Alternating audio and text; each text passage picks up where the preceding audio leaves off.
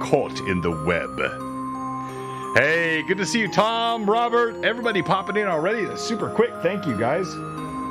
What was the weirdest thing you ever used as toilet paper? Your hand, Josh, and I want to apologize for that. And paper. I don't know if I was supposed to answer that. Oh, you totally were. All you. Excuse me. My brother once.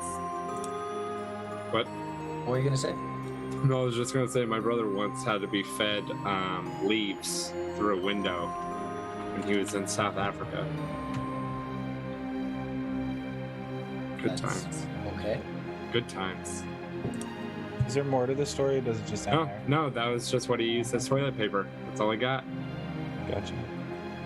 Why was he? I don't want to know. Hey, Chaosic, woo to you as well. Wu-Tang Clan. Use what? Okay. I actually had a Wu-Tang lyric went through my head, but I cannot say it because it's utterly inappropriate. So, like many Wu-Tang lyrics are. Wu-Tang.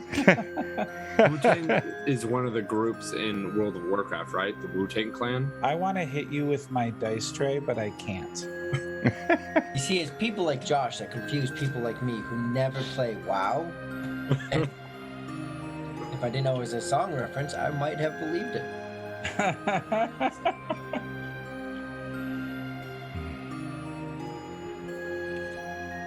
It's so funny. I've been out of it so long now. I don't even know what's going on with the game anymore. This game or like, Anaho, can you please wow. move to the center of your screen? You're a bit biased. There you go. Perfect. Thank you. I don't really know who you're talking about because we all moved I did. except for Terry. No. You're the only one I wanted, and Josh, I know what he's doing, so he's fine. Oh, I heard there's a game called Elden Ring. Mm-hmm. Yes, I've I'm heard it's excited. so good. I'm wanting to play that. If I didn't have to prep for this game, I would be playing Elden Ring right now. So. Well, then let's. John will just buy us all Elden Ring, and we'll all just jump on. Is it an open world or is it one person? I have no idea. It is pretty open, as I understand, but it's not like an MMORPG, I think. So. Dang it. But very open world. Tracy, I am Devine. She was messaging me in our Discord. She's very into it and helping me with it. So I want time for those things again. I miss those days. thank you, old school. MMO mixed martial arts. Gosh, why are you talking again? Stop talking, Josh. I've got to do That way- something to fill the void. You're prettier when your mouth is closed. I'm like all my exes again.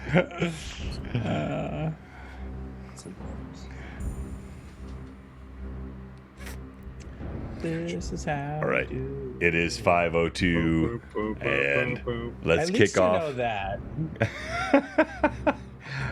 And Well, yeah, I'm pretty sure. silence, you fools! No. Oh, what was it? Yeah, like Kids Bop did it at one point. I want to hit you with a dice tray. This is weird. I was trying to think of any sort of thing that could put your hair on end, and I was like, Kids That Bop. was it. Kids Bop. I mean, the fact that you still listen to it, I mean, I'm a child. Come on. at heart. Our glorious Greyhawk Awakening map from Anna B. Meyer. You're not my real. You're a Meyer liar. Our local grocery store is Meyer. I love it. Oh, Yeah. that's never heard of it.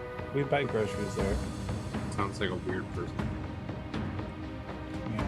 It's better than Food Line. I used to buy groceries there. You should buy Food Line, right? Yeah, I was like, whoa. I haven't heard Food Line in so long. Wow. So long. How many years could it be, Josh? It was like a year ago. Because my mom goes to Food Line because they got them in North Carolina. Oh, man.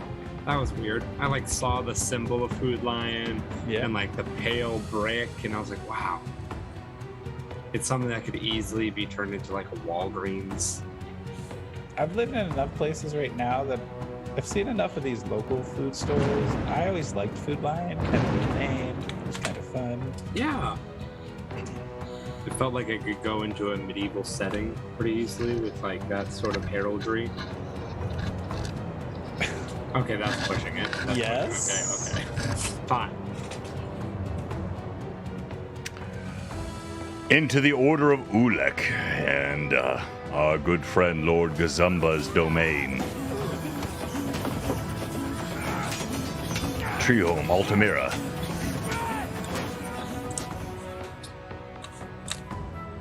I feel like we should play Ultimate Frisbee tonight as characters. Oh, that'd be so great. That would I've only played on one team for a sport, Yeah. and that was Ultimate Frisbee. Because that's the only sport I know I'm really good at. I'm currently doing indoor soccer, so Ooh. up until Wednesday of every week, I'm sore. Because our games are on Sunday, and I don't feel well. But I scored a goal last weekend, so I felt pretty good. Okay. Whoa. I think I've got a second Terry with this one. I think our characters should play Ultimate Frisbee.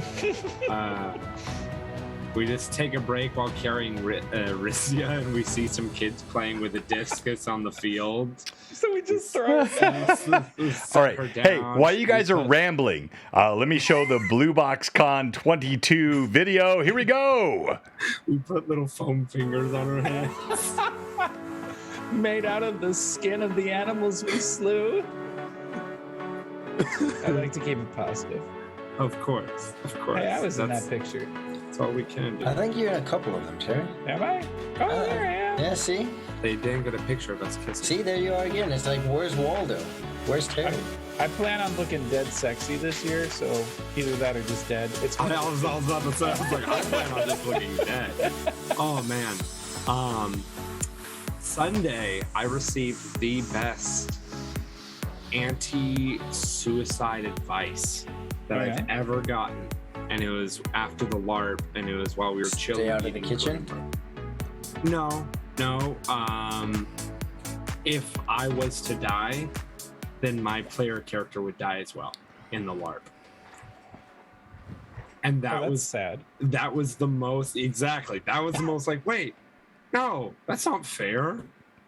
Adalgard did nothing wrong. He's a good guy. Josh, life Yes. is not fair. You'll learn that as you get older. True. Once you get your big girl hands. I refuse. I will only wear You know what is fair? diapers. Cozy gamer dice. You gotta True. bring it back to that. That's why I never rolled through. I still got myself before. So life is unfair. I'm buying my in-person people Cozy Gamer dice because they're all terrible at rolling dice. Yeah. So I asked them all to color their characters on it. And so I'm going to be getting some for them. If it works for them, please tell me, because I will buy It it. does, because I only use Cozy Gamer dice, and I mean, I crit everything. Cozy gamer dice is the only dice for us. You know, crit happens. Yeah, not for me, though. Well, yeah, that's I only get my crits when I roll them. We'll roll with the dash. See, well, you have to play a healer, and that's when you'll start critting. Oh my gosh, I would love to see roll on healer. We had Answer a is- Kings of War Mantic Games. And here we go, kicking off.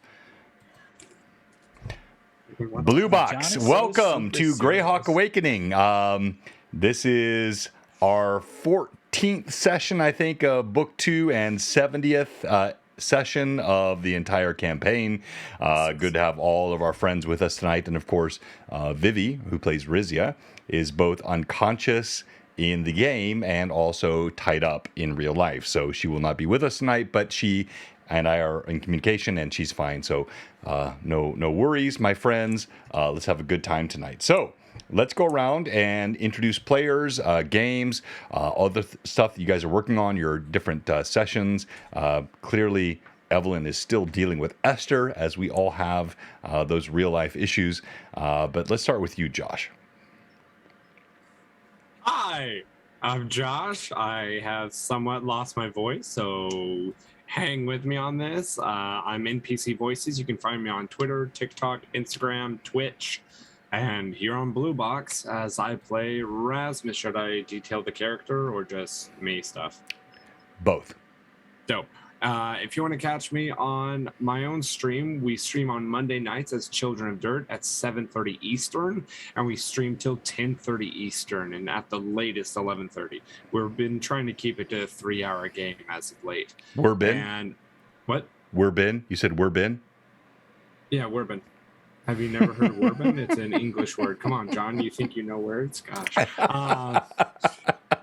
Sorry, Josh. And I play Rasmus, who is a human. I'll just go ahead and say it. It's been 3 sessions. A human inquisitor. And many are inquisitive as what his deal is and what's up with it. But that's all I got. Nicely done. Rory. Well, I'll keep it like my height, short, simple, and like me, amazingly charming. So, I play a Naho, nice, old halfling, full halfling. Just, I gotta throw this in there now. He's Not a quarterling. He is a full halfling. He is a Slayer type, level 3, real buff, beefy guy. He's 2'11", and he has come from the area, so he's, from the area of Gomel. Long ways from where he is right now. Do you want to talk a little bit about foundational cooking? Sure. Go ahead. Just a startup company that I'm working on with a person here local to me. Really trying to bring something new to the cooking experience, something to home cooking. So that's our whole goal, starting with the launching of the website and so on from there. A big push from their influence from John through the couple of years of knowing him is that once the company's up and going, 10% of all those profits will go to St. Jude. I've been through situations in the military, and because of the blessings of both people being in the hospital, my family was able to come visit, and St. Jude's does something to that extent and even more for those. So something that's become near to our heart and core to our company that we're starting. Yeah. Nicely done. Terry. Hi, I'm Terry, also known as Machiki D. You can find me most days on Twitter and Twitch and TikTok and all those T-letter things, except Instagram, so we'll call it Tinstagram, so everything starts with a T. Let's see. You can catch me on Monday nights with Evelyn and several others as we travel through Otari in Pathfinder 2E sessions, where we have a lot of fun. Unfortunately, there won't be a session next week because I work in theater and I have a production to tech. But the following week, there's a good chance that my entire group will die. Additionally, I Well done, sir. A wonderful person named Taldar Greatbane. He's kind and loving, and a human barbarian of the level 3 type, who has an axe and he likes to swing it. He enjoys it. He thinks it's fun. And yeah, I think that's all I really have to say. I'm just trying to kill time now until Evelyn is ready to toss her headphones on. And oh, she's moving. Well played. While she's getting the headphones settled, thank you to Cowboy Hob. All the great artwork you're seeing here is from Hob. Hob's artwork is incredible, and we see, of course, Rasmus is the latest heartthrob artwork. Much better looking than Josh, but that's okay. And so much fun. So let's give Evelyn a moment here. And if you guys want to help Cowboy Hob put her and her kids through college once she has kids, please help give a ton of advantages to John so Rasmus can die this session. And so then I can bring in my barbarian that I've been promising.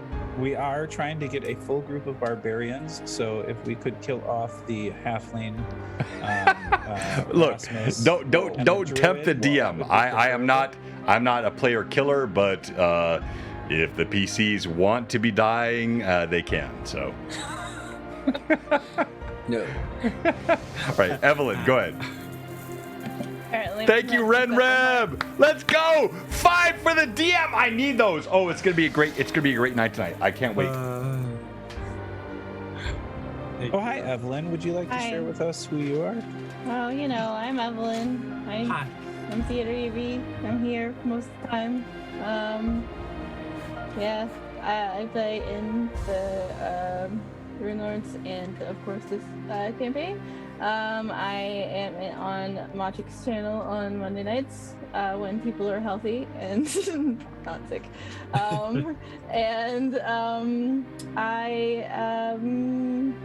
That's me. I play Laura. She's a druid and she's a little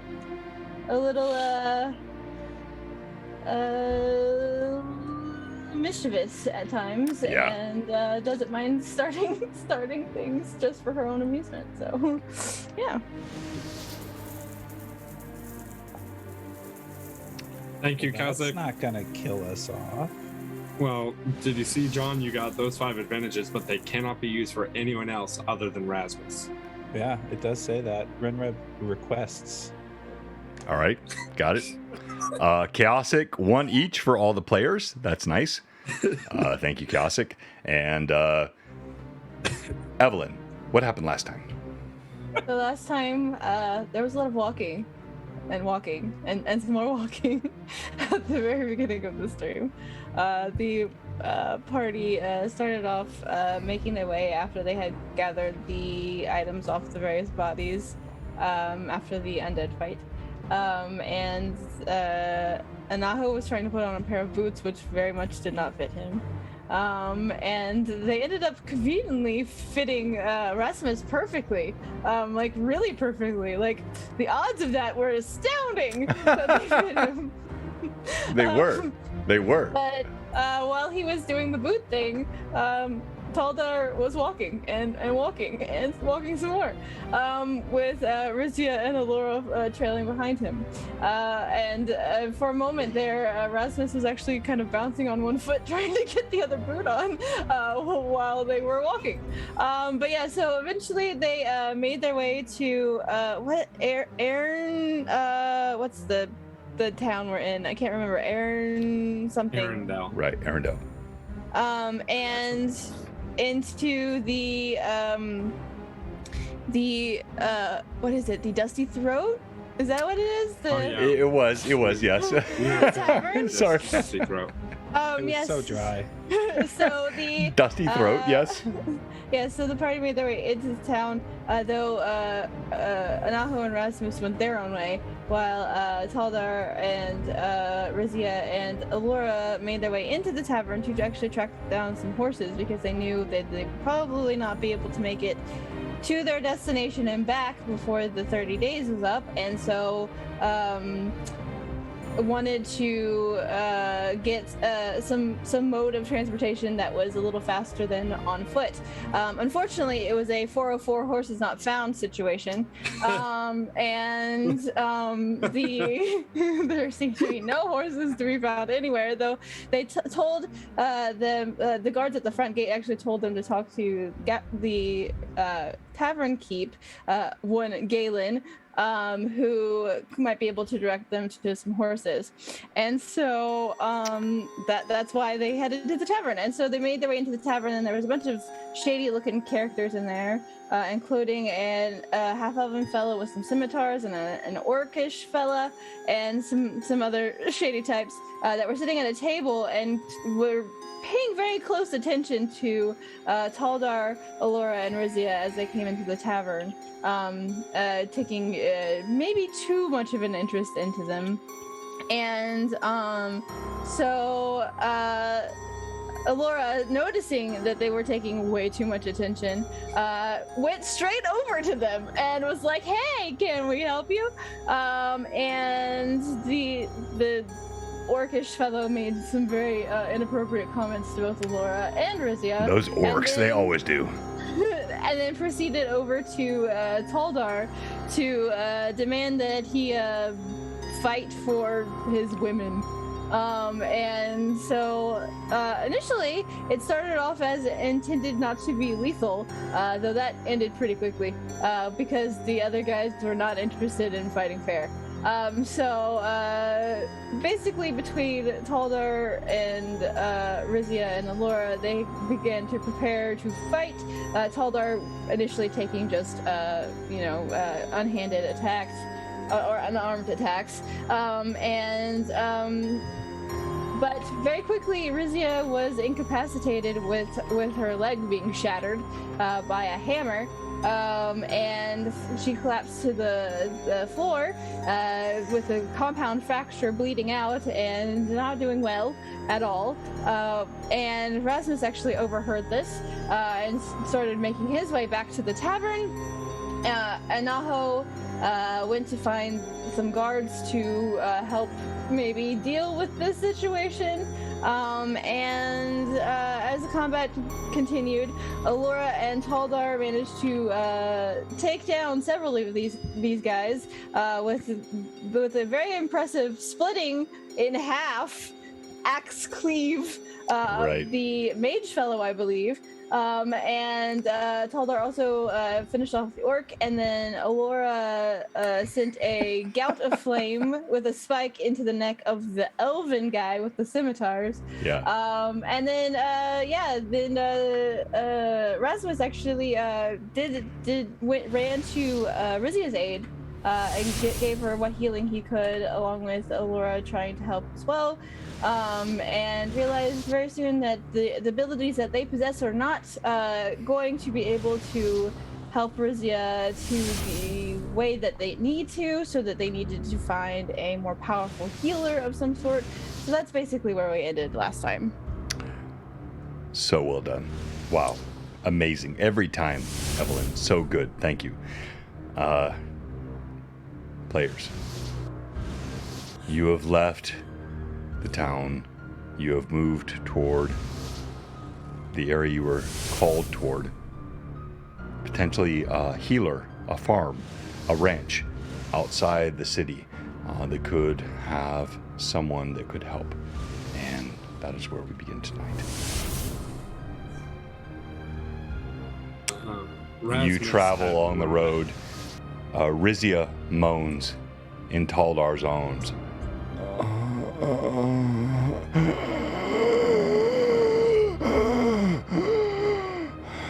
She's struggling, deeply in pain.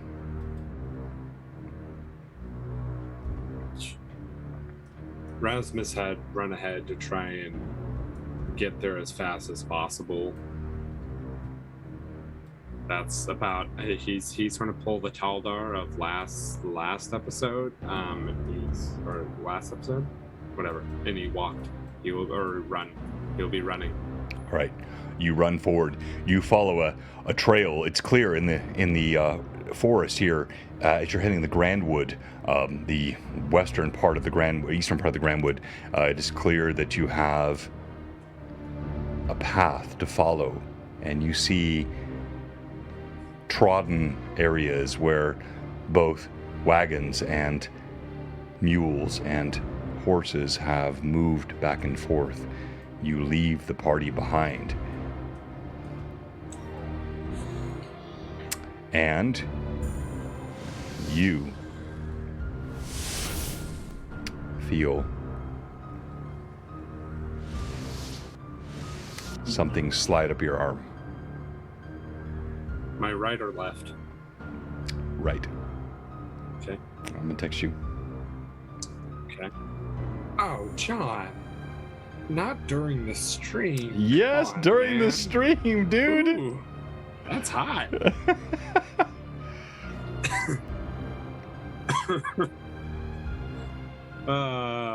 Snake. Is this a text or is this a Discord message? Discord. Okay. Because Always when Discord, I Josh. get text from John, it says John Smart Dude. I don't have his last name. I know his last name, but I just have his John Mine Smart. says John, and then in parentheses, oh no, not again.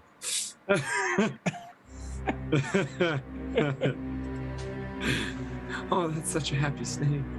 Oh. So while you type that out, John, is Anaho with the group or Yes. not with the group? No, he's kind of straggling behind. He caught up from behind. Okay. Because you have him with the minis, that's why I was wondering. All right, yeah. He's dead. Time to bring in your barbarian. And Rizzy already said it. If she dies, she's gonna be bringing in a bard. Barbarian. Barbarian. Yeah. So Anaho, go ahead. You can respond however you like. So you were behind. You caught up, moving from. So what was the result of the guards? What was the outcome of the guards? Well, I'll let you say that because that's important for the party. So you left the party. You ran there. You engaged them. You tell me what you tell the party as you catch up.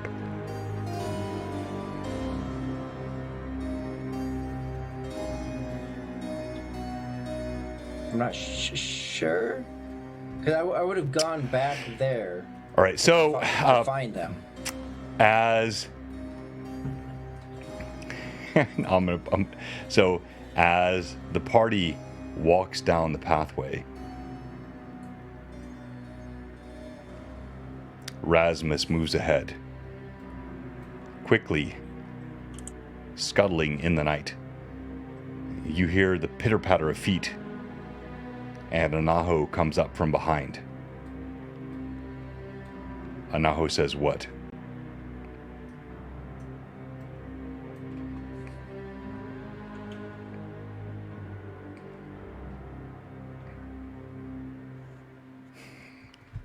So if Taldar notices this little person coming up behind him, he's gonna kind of look over his shoulder with a bit of a snarl, and then go back to what he does best, which is walking.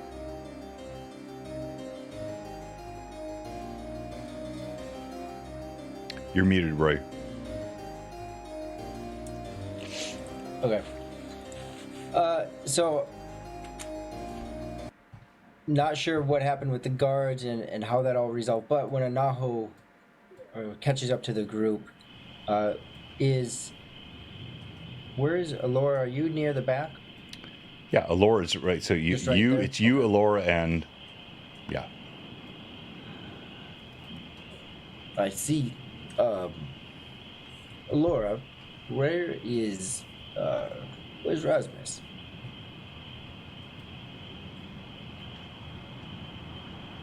And before Laura can respond, Taldar's gonna say, "That's your concern."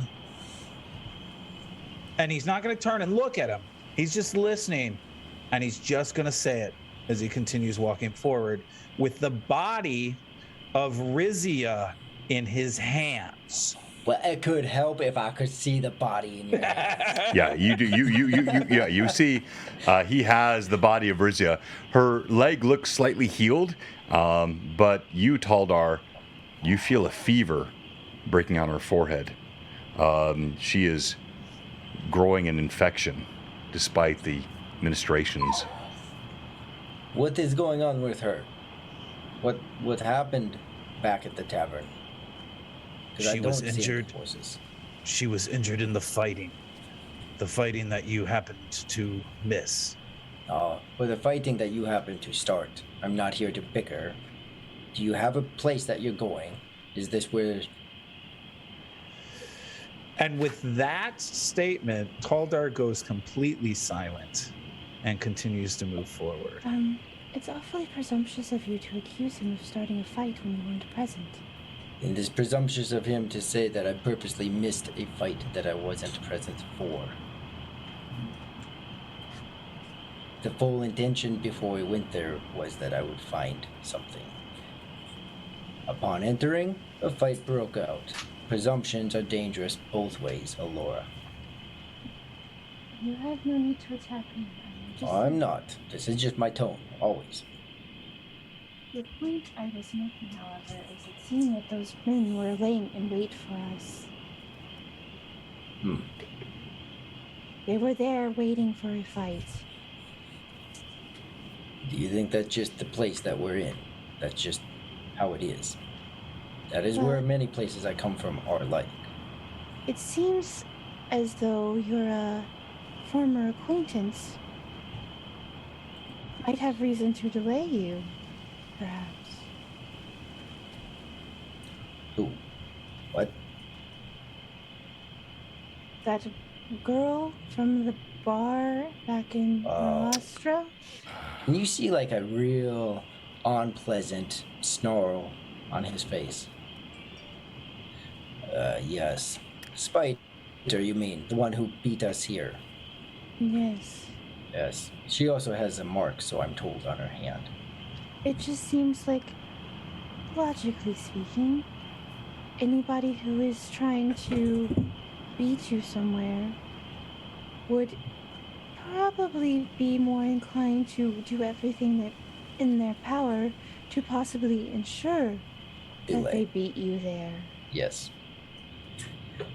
And hearing that is why I left to try to find an expedited way out. We could all go to one place or split up. And splitting up, well, Kaldar, you seem to be able to handle yourself most of the time. So I left to find another way.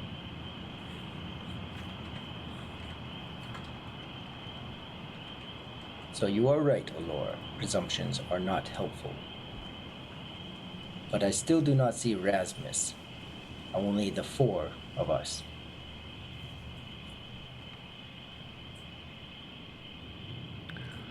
Rizia moans in Taldar's arms.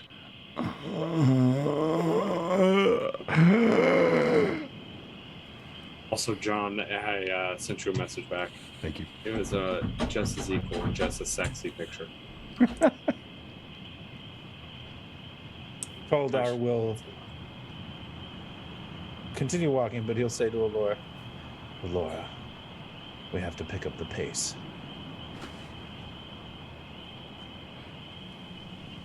Rasmus will slow down and stop his jog and just slowly drop the shield from his back, slip it from his arm onto his arm, or slip it. As you do so, you drop it and you drop your shield. You see ahead there is a barn, a stable, and a field plowed, and a man walking around. He seems unaware of your presence. Wow. Well, hey, good night this night. Thanks. Good. Sorry. You stand behind a rock. He's not seen you yet. You can see a stable in the distance, and you hear the voices of your party behind. Rasmus will back up a little bit and put a hand straight out to his right, just making sure that the party can see him. And he's going to put his hand full extended out, but he's going to do it like go behind me, further in to the forest to his left, as he's going to wait by the tree and have his hand on his sword. And Naho will pick up on the signal and very, very stealthily follow that instruction.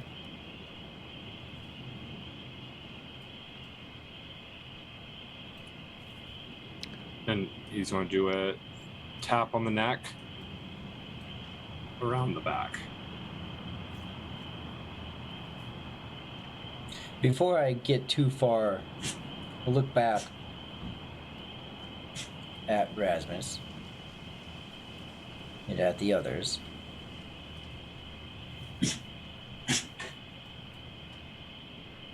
And looking at Rasmus again. Just hold my hands up. And as if I'm wiping them free of something, I'll then disappear into the forest. Seeing what he was instructing. You see the halfling vanishes into the woods. Rasmus will look at Taldor, just nod his head, not about, just nod, and he'll turn back and walk into the path.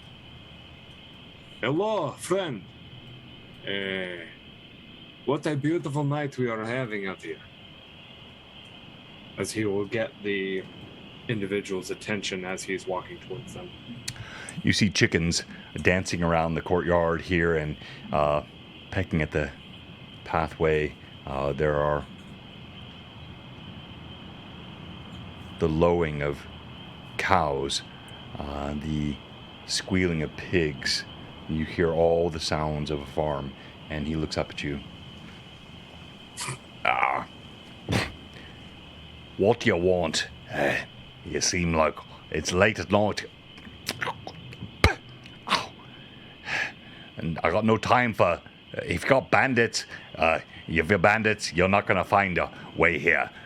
My wife is quite powerful, and she will absolutely crush your little bits to bits. Well, we are just here looking for a healer. Well, you see, I have a personal friend that could use some tending to. You understand? I heard that there is a person out here that can be able to help us with such injuries. He steps forward. You see he's got a pitchfork over his back shoulder, a crossbow trained on you. And as he walks forward, he says, what do you mean? What kind of problem are you having? Danger, injury. Wait, there's more behind you. Don't play games with me.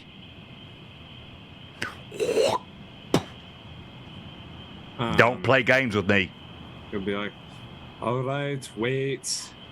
It's all fine. Would Taldar have heard this? Yeah, I mean, he's not quiet, yeah. So Taldar's going to yell, "We were sent here." All right, so on the map you can see here, distance-wise, it's not that far. So you're about 70 feet from him, and he hears your booming voice. Sent here by who? Who would send you? Who would send you here? Just so that it's known, when Rasmus said wait, he was not saying it to the guy. He was turning towards the forest as if he was just, whatever. As he turns and went wait, towards the forest, and then kept turning towards those in the back. All right. And then this whole interaction happened.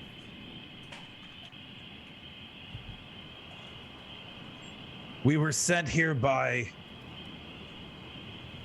As I try to remember the bartender's name. Galen. We were sent You here can't by forget Galen. Galen is the Evelyn, like, she shakes her head every time. Like, so. We were sent here by Galen, like our leader has said. We have an injured one. He said you might be able to help. Or someone here might be able to help.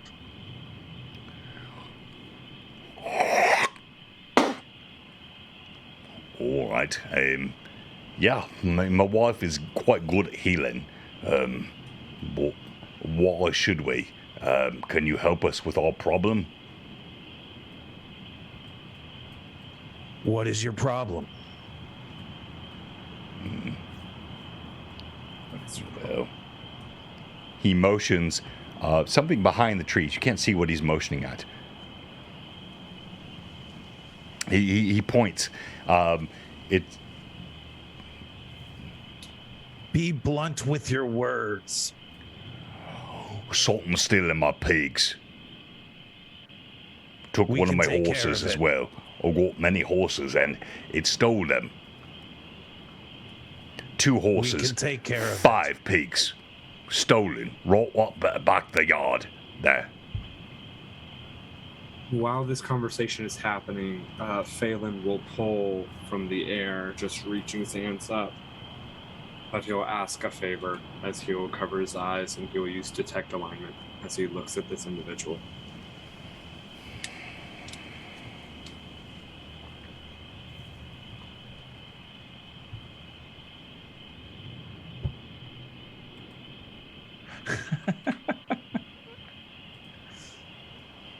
Don't laugh at me, Terry. No, I was reading. So all these neighbors I asked, so what is your problem? They were really giving me a quest. All right. As you concentrate, Rasmus, you feel something slither up and down your arms.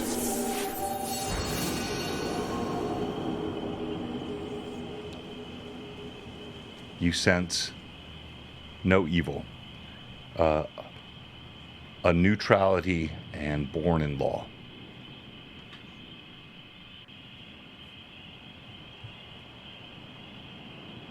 I'll look up at him, not the farmer.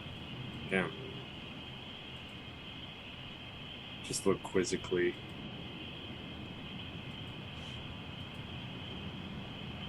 Looking for a game to capture. I know. What's going on with her? What the heck? Sorry, I'll fix this. 1 second. But sorry. We all sorry. fall into the abyss. I look quizzically at the DM. We all die. I'm sorry. Sorry I keep interrupting. Just wanted to double check. And Taldar will once again say, with an urgency in his voice, we will take care of whatever problem you have. We just need help with our friend. What's wrong with her? Her leg was badly injured. She seems to have a fever. All right then. My wife is quite good at this. Bring her here, and we can probably help. And Taldar will move fairly quickly in that direction, as quick as he can with Rizia in his arms. All right, Taldar moves forward, and hang on here. Let me try to fix this. No, not that one, not that one. What on earth is going on? Why is this? No! All right, I'll change it. Let me fix this. Sorry, guys. Did they have lozenges back in this time? I mean, No. they had things you could suck on, like candies and stuff, I would assume, right? I hope. Like, this poor guy, he needs something. Unless man, he's he's- doing, like, chewing tobacco. Oh, could be. But it doesn't seem like he's putting anything in his mouth. So you step forward. You have her body in your arms, and as you move forward, you see there is a farm land to your right. Several fields and rows of corn. You hear pigs squeaking and squealing inside. A muddy pit to your left, and to your far left, you see a woman, heavy set but pleasant looking, and she stands on the porch looking out at you as you're talking to this man.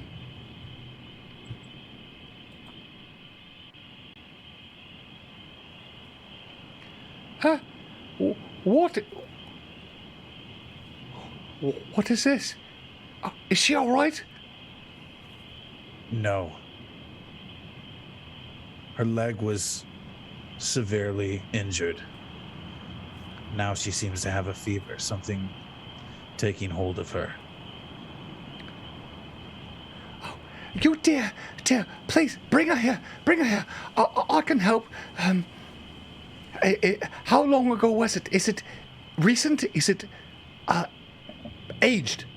It was but a couple of hours ago, and my friend and I gave her what healing we could muster, but it is not much more than we could do. It was beyond our capabilities. I would also like to use Detect Alignment on her.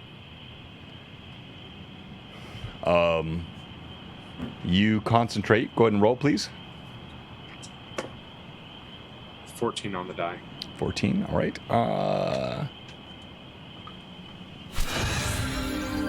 Because I could use this all the time. I'm going to be popping this for like every NPC now. You feel warmth and goodness from this woman. We gotta kill her. She is true. she is truly wanting to help, and she kind of hobbles down from the steps beneath the weight, and she's got a bowl of grapes in her hand that she holds out to the party, and she looks at Taldar as he carries forward Rizia's body, and she seems deeply concerned. Question, John. Mm-hmm. When the wife starts to call them forward, if I could try to take advantage of that moment and, again, stealthily, but just kind of appear back with the group, if there's a way that I could enter in at the back of the group and then work my way to Rasmus. As if I was always in the back of the group, kind of feel for them. Okay. And I'm short, so maybe they just didn't see me. Yeah, you can do that. So that's what I'm trying to go for. So that I'm back with the group by Rasmus, but not like I just walked out of the woods. All right. As you say. And what's the... Oh, you probably have it up on the screen. No. What's the look right now in distance between us? Because Rasmus effectively would like to bow to the woman and step back. And once Taldar steps forward to bring... If Taldar steps forward to bring her to him, he would like to whisper something to Taldar. Yeah, I mean, you're right next to Taldar, so you can. The woman is standing in the doorstep. Her husband, the farmer, has lowered the crossbow and steps back a bit, seems to be comfortable with you, as Taldar brings forth Rizia, and he has something more to say, but he stops. Rasmus.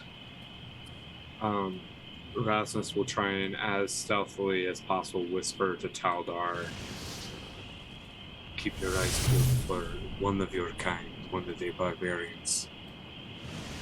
There's one here that we are not to trust." And he'll kind of keep the bow as Taldar will walk by.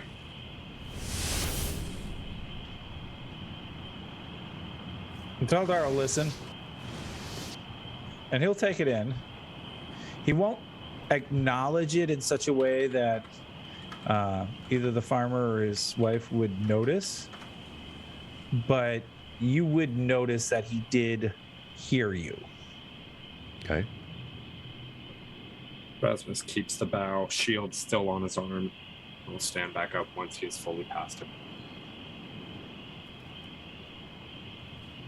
And Taldar will take Rizia straight to the woman. All right, Taldar, as you walk forward, she bustles forward with her considerable girth. Her arms extend. She seems delightful. What happened? How was she so assailed?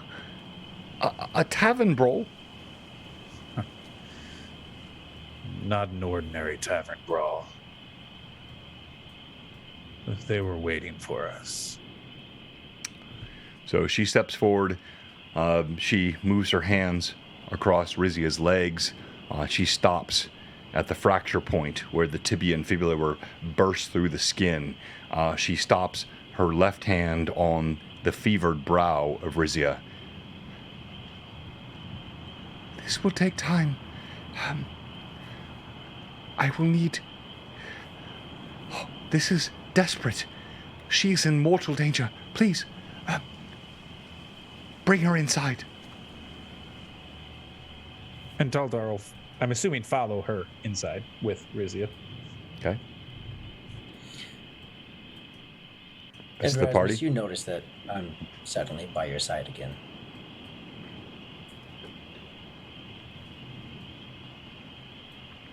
What is Allura doing in all of this? Like I've said previously, Alora stays with the barbarians. Cool. So you're following Taldar as he. So Taldar then Of course. drops off Rizia. So do you follow Rizia inside? Stay with Taldar? What are you doing? Yeah, she's staying with both of them. Or she'll stay with Rosie at least for now to make sure that everything seems to be under control. So you follow inside. Mm-hmm. Okay. As she heads inside, Rasmus will hand the flower back to Allura that she gave him. The I have it in my notes. But the meaning of careful. That's the begonia. Begonia, thank you. It's a begonia. And she'll just take it and she'll look at it and say and kind of raise an eyebrow. Give a bit of a curious look to him, and she'll slip it back into one of the braids in her hair and continue on.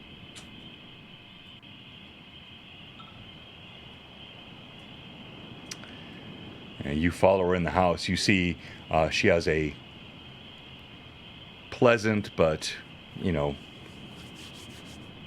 kindly appointed house. It's not too much to shout about. It's just a very humble home. And she ushers Rizia in, lays her down on a bed in the front room by a fire. And as she does so, she starts applying ministrations to the leg. And you see there's a deep sense of worry in her. You see she's rushing around, and she starts muttering words you've not heard before. Some sort of healing, but nothing you're familiar with. And she touches Rizia's leg, her head, her forehead, and seems to be deeply concerned. And while Taldar's watching all this, he'll say to her,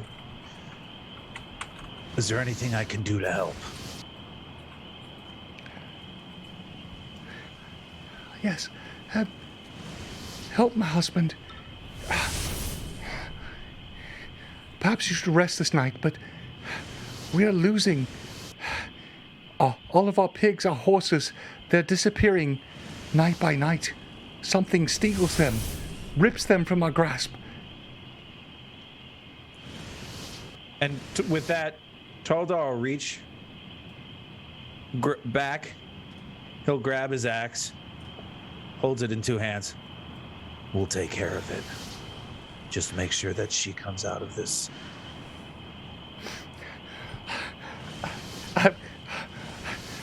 I've healed wounds before, but this is one of the worst I've ever seen. I think she's on death's door. I will do my best. I swear to you, but it is so close. With that, he'll just nod and turn and walk out. All right, go ahead. I know a good deal about various plants and things. Is there anything that I can find for you to help in this process? You're such a dear.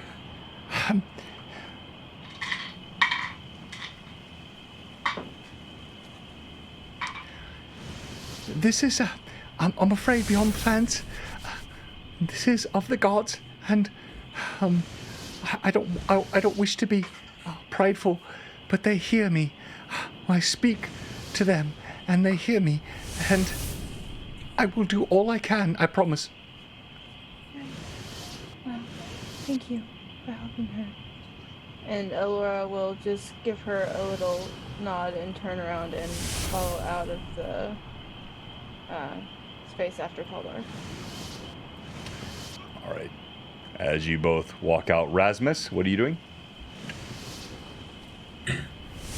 Rasmus is just chilling outside, waiting for them. He would have been kind of standing by the opening of the house, keeping an eye on the farmer, as well as anything else in the area, not saying anything unless asked. Thank you so much, Zach. Appreciate all that. And wow, incredible. Thanks for all the support. And we've got a hype train going, level 4. What the heck? Let's go. Thank you, everyone.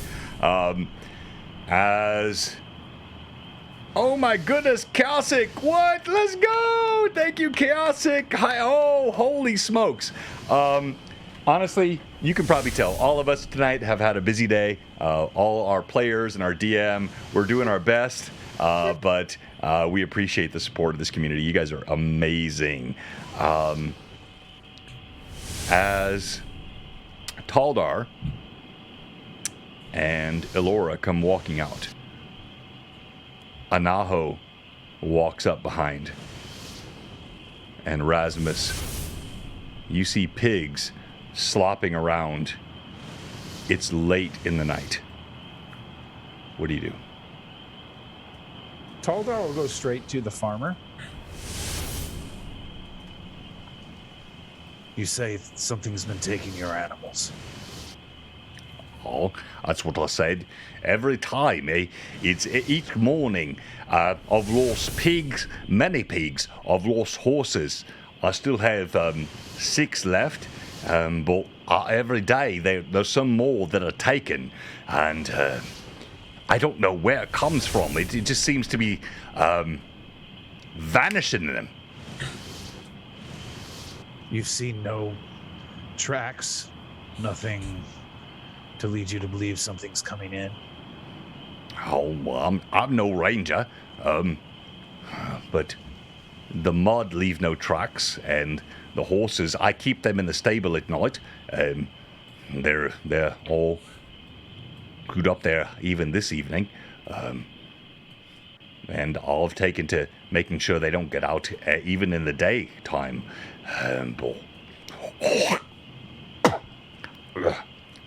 This chaw's not that good. Sorry. It's a bit of a lackluster. Gets in your teeth. It does. Anyway. And you see chickens kind of move around inside the farm. One lofts atop. And you see there are several pigs moving around in mud and slop, even late at night here. Can I do a sense motive, John? Yeah. Sure. Yeah, same here. That's what I was waiting on. Oh, level 5 hype train, let's go! It's a long foot. Oh, jeez. Actually rolling good for once. So that's a natural 20 plus 7. Oh, never mind. I'll go F myself. Thank you. So that's a 20, 27. All of you, 26. yeah, you sense genuineness and concern. This farmer is what he seems to be, as best you can tell. So, John, Taldar's going to move towards the, I guess, where the animals sleep. Well, so there's a pigsty and there is a Right. stable. Let me go to the stables. All right. I'll go to the stables. All right, you move past several chickens flurry out of your way. They move and move past you. As you do And this, what's everyone else doing? Oh, okay. No, I'll come back. So he watches you. Elora, what are you doing?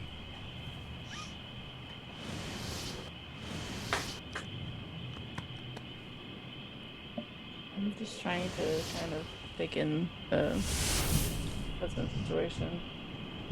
She's not really certain what to make of it. Rasmus? Sorry. They're walking off together? No. The farmer is standing. He's watching as we have Taldar moving toward the stable. Okay. I'll move to Taldar's back right to flank with him. Okay. All right, and you, Rory?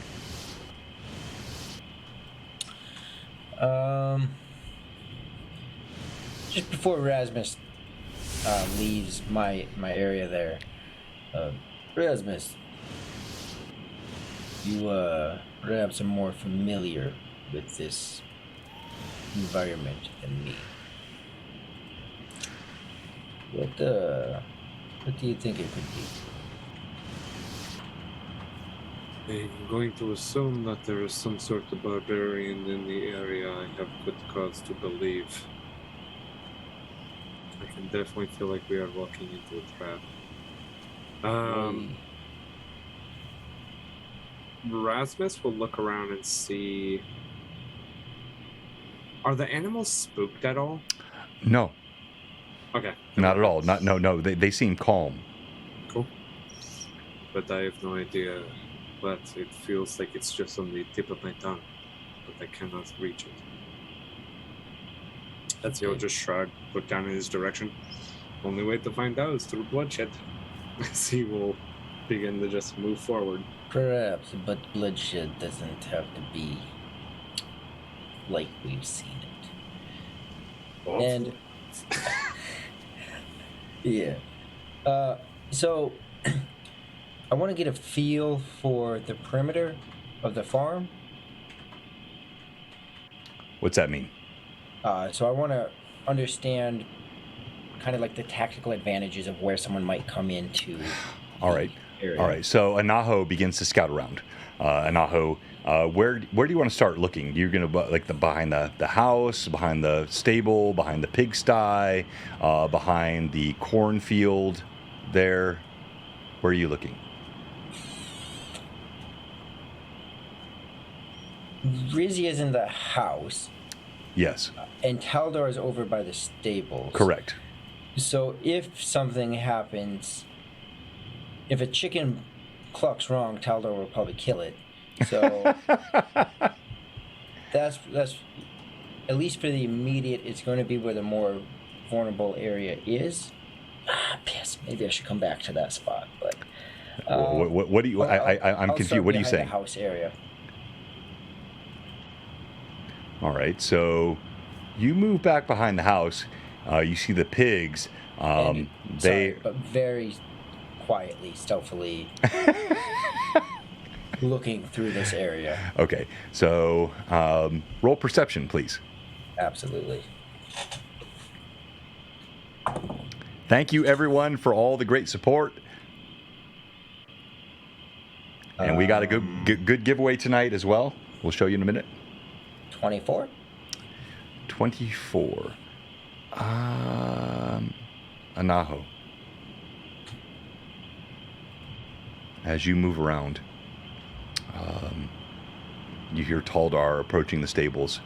You can hear the moans even through the window of Rizia. And she's clearly in pain. You hear the ministrations being applied. And as you look around, there is something that catches your eye in the back of the pig pen.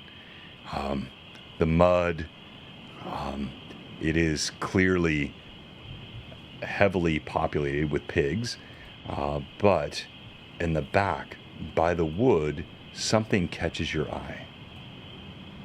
Here. In the woods or in the mud? In the woods, just behind the ropes that seal off the pigs, you see something with your 24. It looks like an imprint. So not a creature, but something. Correct. A print. Okay. A huge print. So I'll still stealthily, carefully, but approach that and see if I can understand what it is. All right. You sneak around. You go through the pig pen around the side? Around the sides. All right. So you move around the side. You see there are ropes which cordon these pigs off, and they...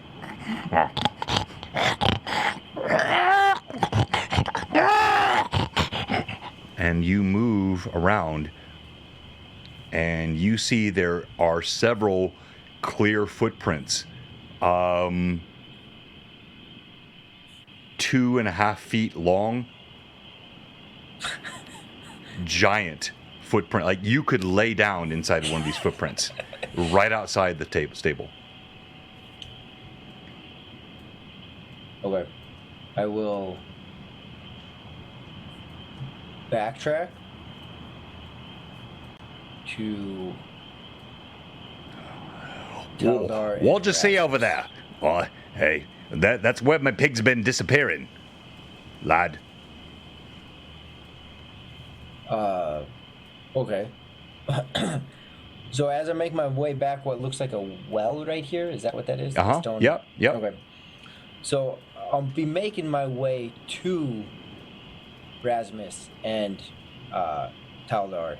Well, Taldar's Right. looking at the stables. Yep. Taldar and Rasmus have moved to, so they're kind of. So do you move toward them or toward the farmer who's speaking? So when I come out from behind that well, I'll Yes. glare over at that guy and just look at him and now's not probably the time. So might go inside and then go over to them. What? What?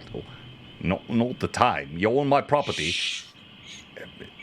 Well, what? Fine. He turns, walks away. You hear this, Taldar, as you move toward the stables. You and Rasmus see the stable doors before you. The building is pretty sizable. Could have held probably a dozen horses or more. So Taldar's going to start looking around the ground, around the stables, see if he notices anything. All right, Rasmus. Rasmus is going to unmute his microphone first. There I go. Rasmus is going to move up to the door. Chicken moves away. There's gotta be something with these effing chickens that's driving me freaking insane. It's because they're dancing. It's because they're dancing, these stupid chickens. Rasmus is gonna go up to the door of the stables. All right. And Taldar's going around the outside of the stables. Yes, he's gonna go around the entire building, kind of looking at the ground, seeing if he sees any tracks or. All right, Taldar, no need to roll for that. Okay. You find the same thing I described to Anaho. You see massive footprints, 2 feet long, all around the sides of the building and going back into the forest. You, Rasmus, open the doors or no? I'd like to send my guardian inside. As you do, you send inside, you see horses stabled, many, 6 horses, exactly as described by the farmer. What's it look like when you send this guardian inside? You don't see it. You don't see it. Oh, Nope. Sorry. You don't see it. No, this is nothing you see. So, John, Yes. Via my travels, would I have ever come across footprints like this? Knowing where I have traveled. Hang on. Wow. Okay. You know these are giant footprints. This is some sort of humanoid giant that has been stealing. And in your travels to the north, you found mountain and hill giants. These appear to be hill giant prints based on size. Nice roll, by the way. I do what I can. So he's gonna, having seen that, he's gonna move back towards Rasmus. There are some footprints I've run into before. And as you Giants. approach Rasmus, you see he's concentrating. He seems to be looking through the doors, almost like he's disconnected from his current reality. There's a bit of a hesitation, and then when you speak to him, eventually his eyes. Go ahead, Josh. It's like he's dead and gone. It's like you can see that he is sending something out from his own conscious, and you can see within his eyes that he's deeply in love, except for none of this. Rasmus is just kind of hand on the door, kind of tapping it lightly. And then finally he kind of pulls his head back. footprints. You've seen them somewhere before. And noticing what he noticed and knowing what he dislikes, Taldar's going to take a moment. And understanding the gravity of the current situation with Rizia in the house, and having said he will do what he will do, he puts what he has seen in the back of his mind, tucks it away for a future conversation, and continues on. Giants. They appear to be hill giants. Possibly only one. But if there's a hill giant around here, and for a bit of a scrap. And There, oh no, please go for it.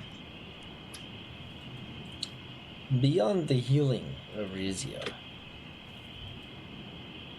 So what I mean is, when that is complete, is there really any need to not just pay for the horses and leave? And with that, Taldar's eyes grow a bit cold. And he looks down at Anaho. You do what you need to do. I have said what I will do. It was a question, not a statement. That once she is healed, is there not just a reason to help them leave with the coin we have and purchase the horses and expedite our way out of here? They are free from this danger, and we are on our way with a healed companion. It is a question, Taldar. This is their land. I will help them keep it. So be it.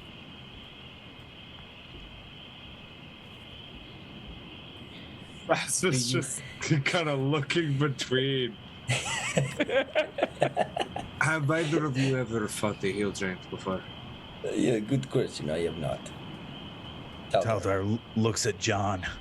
Taldar wonders if he's ever fought a hill giant. I know he's coming to at least contact with them. They were common up in the north, the mountains and the hill giants. You've never fought one. They're fearsome creatures, capable of hurling boulders, massive clubs, dangerous and respected. But no, you've never personally encountered one. Personally, okay. And so Taldar will say, "I know what they're capable of. I have not battled them yet."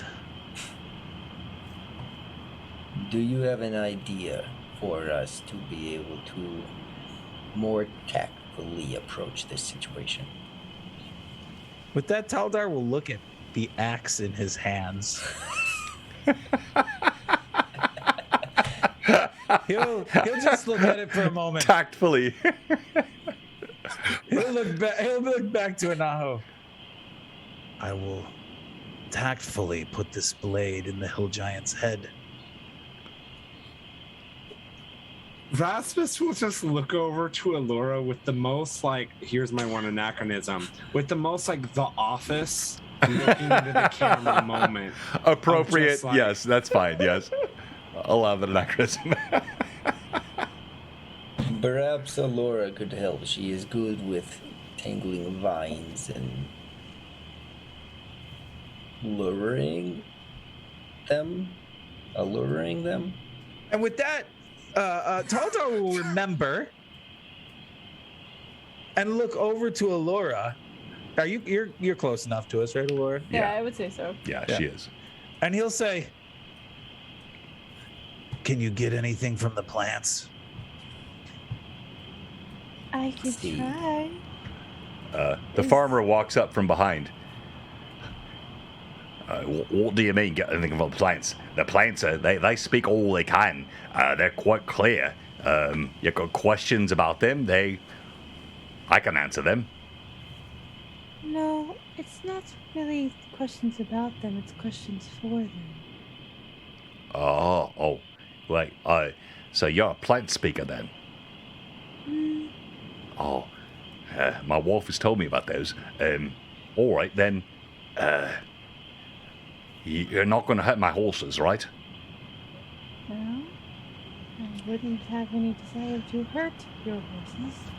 I just want to talk to the plants. If you can, take care of me problem with all my pigs disappearing and my horses disappearing, I'll gladly give you the mounts. And my wolf is good for helping your friend there. Well, I just don't do wrong by me. He seems nervous, like he's fidgeting. He spits, and he looks like he knows he's now outmatched. You have nothing to fear from me. We will do our best to help. I've heard many such things. These are not friendly times. Since the fall of the Great Kingdom, it seems like there are people all around us that are. They say they mean well, but they don't. Well, I don't know about other people. I can only speak for myself. But I do not mean any harm. And your wife is helping our friend, so we will do everything we can to help you in return.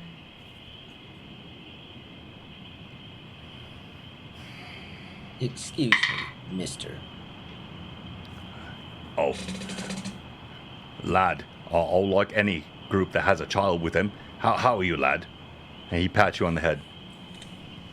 Oh, I'm quite well. Thank you for asking. I appreciate it. It is a little scary out here, being so young and tiny. You have a deep voice for a little boy. Wow, I know. it's your daddy must be a big man. Yes. Now, if you could find, sir, I've traveled with these fine people. They will keep you safe. They have kept me safe for many times. And trying to come off very innocent as a halfling. I do recommend you go inside. You will be safer in there with your wife. But they will do a better job. They have kept me safe. But they need their space. Please. Go ahead and roll diplomacy, please.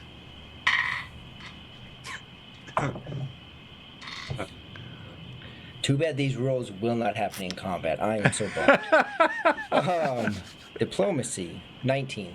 19. Oh, he looks at you for a moment. He seems confused. But then he hears what you say. He pats you once again on the head. All right then. It seems like you got some wisdom about you. My wife, she's quite good at what she does. You're saying these are your parents? And he points at Alora and Taldar. And Taldar, for a second. Guardians. And when Rasmus says that, Taldar goes, I suppose you're right. Oh no. Oh no. If anyone could see my face, there would be a complete unrecognition of this word parents. But I have to play along with it now. Whatever this means. So, yes, that is correct. They keep me safe. Well, they seem like good folks then, and just make sure you mind them, lad. And I think you got a good idea. I'll go back into the house here, but you be sure you listen to your elders, all right? And I'll see you in the morning then. And he walks off. With a smirk on Taldar's face, he looks down to Anaho. F and chat. Just remember that. Tell me, real quick, your age. And the farmer has walked away. He's gone back to the house. So now it's just the four of you, three of you. Rasmus as well. He'll go and start looking at the footprints, just leaving that behind. Just And Naho has slightly, he's not looking at Taldar pissed off when he says this, but like confused, a little bit lighter of a mood. But Eldar, how old are you? Old enough to see things. I'll give you that. Now I'll give you then, that. we should probably let Laura Talk. speak with the trees. And he says that in a different way than when he saw the use of magic. Right. The speaking with nature to him is not as terrible as using the arcane. That makes sense. All right, so go ahead, speak to Alora.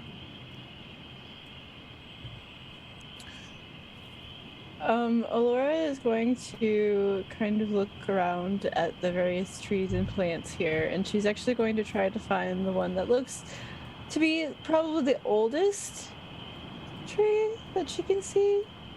And she'll move toward that one.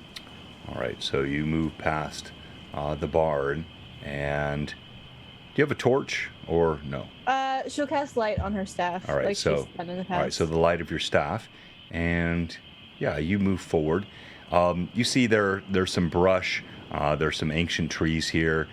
Clearly, this farm has been here for a long time, and as you approach a tree, you see the boughs and the leaves.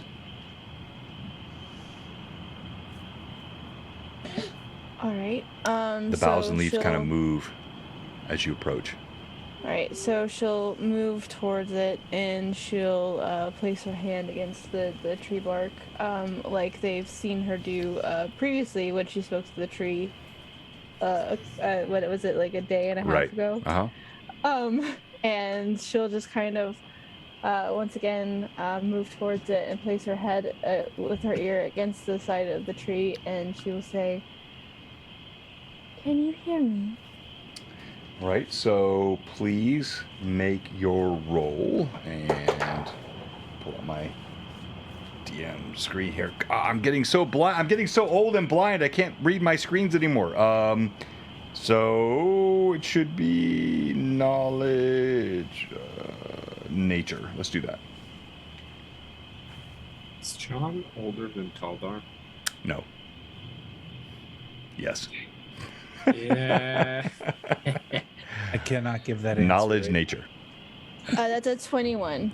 21. You lay your hand upon the bark of this tree as the rest of the party stands behind you, and there is a sense of ominous concern. The tree does seem to be connecting with you. You feel a sense of warmth coming through the bark. And there is a resistance, a fear you feel. Elora, sensing that, will say, What has happened here to make you so afraid? Roll again, please. okay. That's a dirty 20. A dirty 20.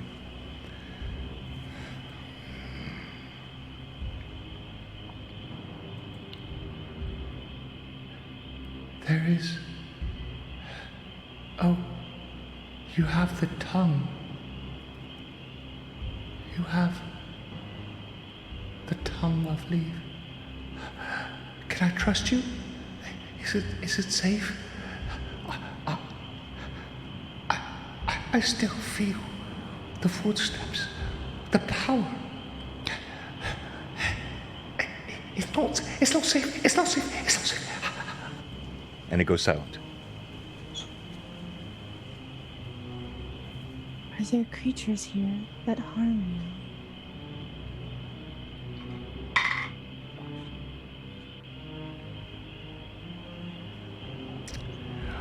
And with that, we'll go to break. All right, so we'll be right back after the break. Thank you, everyone, for following us tonight. Thank you for all the new subs. And we'll see what the tree has to say to Elora.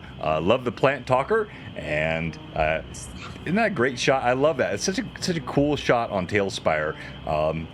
We love all of our physical terrain minis, and we got more of that coming. And then the great role play, everyone, tonight. And then also our giveaways. So we have tonight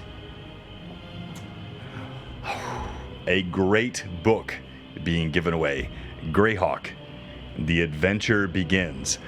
This is another Lightning Source reprint, courtesy of Canadian Gamer.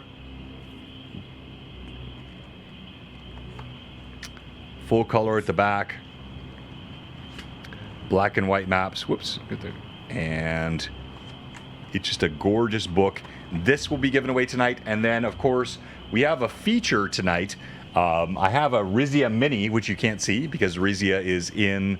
Well, I might show that actually. Kind of unfair to do it without having Vivi here, but we'll show that in a moment. And then we have also. We're at 75. If we hit 90 tonight, which I think we could, I will give away this from Fraley 17. Fraley's underwear. Oh, whoa. Garistro? Mom, is that you? This is a gorgeous mini. Fraley Fraley 17. He has done so much for us, and I've been saving this. I've got so many prints from him now, and you may see one in a little bit tonight. So join us, stay with us, follow us, sub us. We have one question for you tonight. If you're watching and you haven't followed, or if you're a follower and you haven't subbed, or if you're a sub who has allowed your sub to expire, what? We have one question for you tonight.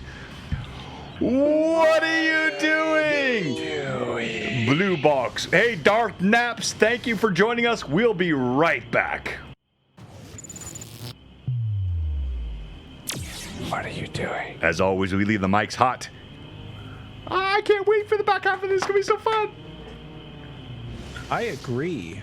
Same. The sooner Rasmus dies, the better we get another Brad Baby. You know, as long as no one touches my dad and mom. Thank you, Renreb. Yo, daddy. Who's I your didn't want to daddy? say that, but you know. Oh, man. Who's your daddy? Let's You know, go, who's Mad your daddy Chatters. is You guys Indiana father. rock. Is what? Who's your daddy is an Indiana father? Hoosiers? And you are caught in the web. Indiana Hoosiers, you guys don't know that that's the Not a clue what you're Is talking that a the sport? Hoosier state? Is No, that- it's the Is that an Oh old my. person thing? Yeah, it must be. Yeah. oh my gosh. Other than Evelyn knew what he was talking about, so I don't know Well, what's going of on. course. Yeah, Evelyn's an eternal being, though. It's the official demoman for the people of the U.S. state of Indiana. Nope. A demon? No, yeah, I don't even know demonym. what's that? Demon. Like a A dem- demon Eminem? Demon Eminem. No, it's a word that identifies a group of people. It's an old person. Why not just Sorry. call that a label? Well, it's not a label. Thank you, Mike Disney. I'm glad there's some people on here that understand things. Ay. Josh, it's not winter out, is it? I mean, right now it's not winter where we're at. I know it is in real life. It's 54 degrees right now. Yeah, you know what? I ain't got that kind of weather. But your background has snow, is what I meant. Oh, gotcha. Yeah, it doesn't seem to make a lot of sense. I mean, that's why Rasmus has to die. Are you kidding? I'm an actor. I already don't make a lot of sense. I mean, No, you honestly, broke. right now it looks like the Mr. Thomas is about to walk out through those trees. And Dude, start that's telling my us next about- character. It's a barbarian satyr. That'd be so funny. Actually, warm here. It's 35 degrees. Like, I didn't even need a jacket earlier today. It was awesome. No. You just get used to it. See, and that's the problem. Being in LA, I'm getting used to this weather. And Oh, that sucks. That sucks. yeah. High today here was 72. Ooh. Oh, that's summertime weather. I'm looking forward to it. New Zealand. Yeah, it would be still summer there. Oof. Wait a minute, Sonokan, you're in Michigan too? Geez, everybody's in Michigan. Michigan's for weirdos. No, dude, Michigan's where it's at. Mike Disney's in Michigan. Sonokan. Yeah, I Like, stand we're by all what in I said. Michigan. See, Mike Disney knows. This is why we love Mike Disney and we don't love Josh.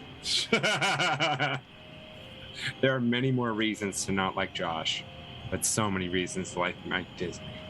Oh man, midway through Flint and Port Huron. All right, I know that area. I'm just north of Lansing. So, Yeah.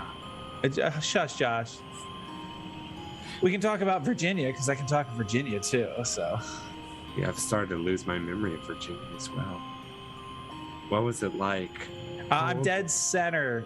Adam Jr. I'm dead center. I'm here, as all Michiganders do. I'm They right here. can't see your hand right now. But you can. No, He's please. he's in the middle the of hand the up. mitten. Oh, see, I'm a Virginia native too, Iculus. Virginia Beach, baby. Arlington, Virginia. Ooh. Arlington's not bad. I like Arlington's- Alexandria better, but it's prettier there. I love that I can bike anywhere. Arlington's like the backup Alexandria. That's what I like to call it. Alexandria's gotten so crummy. Oh, Grand Rapids is good. I like Grand Rapids. They have some good some good breweries. Breweries is such a weird- Southwest Virginia? That's like by Bristol, right, Hey, Iculus? Fairfax. Oh, Fairfax is good. Yeah. Oh, I'm going to like be in Fairfax Fairfax. in a couple of weeks. Wow, that's crazy. Really? Wait, you're We're going talk- to we're Fairfax, talking- Virginia? You're John? going to Fairfax, John? Yep. Virginia? Yep. Nice. We're Yeah, talking but- the good states, Virginia and Michigan. Yeah, that's my my new role. Off stream, we'll talk about that. But yeah, it's a new yeah, it's a. So, Iculus, I went to college in Farmville, Virginia, and I had a couple of friends from the Bristol area. So, Blacksburg is good too, dude. That's tech. I love it. These people are fantastic. Yeah. So there you go. John's planning on taking me with him. on Nobody the here trip is to repping Fairfax. Tennessee though, so that's okay. No, I rep Tennessee. Josh moved all the way across the country, and now I'm going to Virginia since he left it. So I gotta rep for Virginia since he left it. So. Sure. All I do. All right. Hey, thank you so much, everyone, for a great night tonight already. Fantastic level 5 hype train and great support from the community. We got 2 great giveaways tonight. We're doing Greyhawk, The Adventure Begins. This is a Lightning Source reprint from Canadian Ancient Gamer.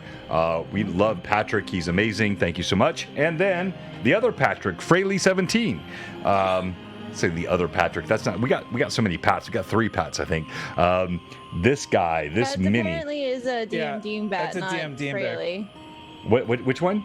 That's Mike. That's DM back, not Fraley. Oh, what? This? Oh, this. That mini, yeah. Oh, this mini is? Oh, Mike, I'm so sorry. I got so many things from Fraley. I got a whole box from him. That's Wow. I missed insane. it. to mix them DM up. Dingbat. Way to mix them up, John. I am. Thank you, DM Evelyn. Dingbat, I'm I am sorry. so sorry. On I have behalf of offended. BlueBox and being I John meant Jr., nothing by I that, my will friend. Public apology. DM Dingbat, Mike. Yes, I've got so many like minis that have been given to me by friends. All right, I screwed up. Sorry. All right, Oh no. all right. So Sorry, let's guys, the let's stop the stream's done tonight stream. because Yeah. John I screwed up. just failed. I failed. We're all just It's- gonna go we're cry. done. Yeah. All right. Good night, Sorry. guys. Have a good night. Please. Rasmus has to die. Yeah, That's the Rasmus- first Well, there's needs still to time to die. kill Rasmus. Yes, there is. It's still time to kill. Break out your tablet and your drawing utensil. It's gonna be a big Yeah. one next. Farmville Female Academy. What? Yeah. All right. So I'm just bringing everyone, another half get over your it. friends in. Please help us. We're so close to getting partnered. We're averaging in the 70s now, the 80s, the 90s. you staying on with us and helping us. Overnight pass. It's going to be incredible. All right, so I was born in the 90s. Don't right. talk anymore. Rasmus just died. All right. Thank you for joining the Mad Chatters and all of you. All right, so you, Elora, speaking to the trees. Trees speak Vietnamese. You feel the resonance. There is fear. There is a trembling vibration from the tree you speak to. And it's not as intelligent as the one you spoke to previously. It's big, but it's kind of dumb. And you can feel a limited intelligence. There is a big one. A big one.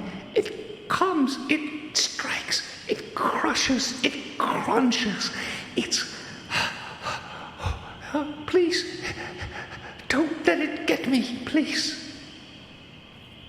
Of course. Well, we are going to do everything we can to help. It seems to have been causing quite a bit of havoc. Thank you.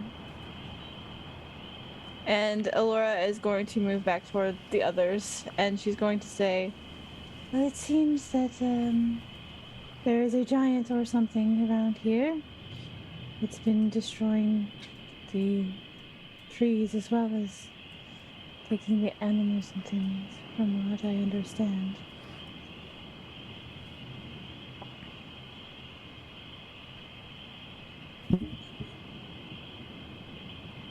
All right.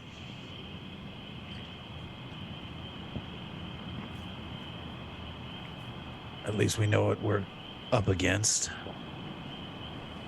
It's now late into the night. You guys have traveled the roads. You reached the town. It was dusk as you reached it. And now, with the combat that occurred, you left immediately to help Rizia. It is probably midnight. You see the moons. Now the second moon has slowly risen.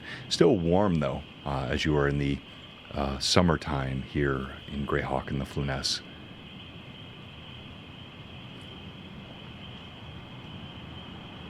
And Teldar's gonna look at Elora and Rasmus. We should probably stay out here tonight. See if this beast comes. Very well.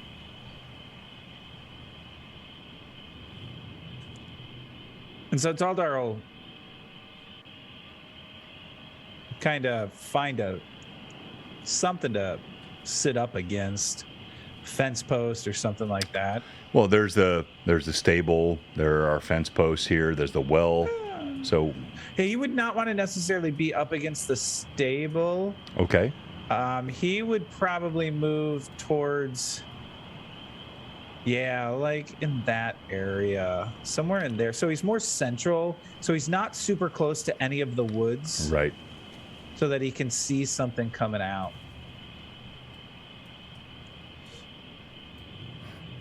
Okay. Everyone else?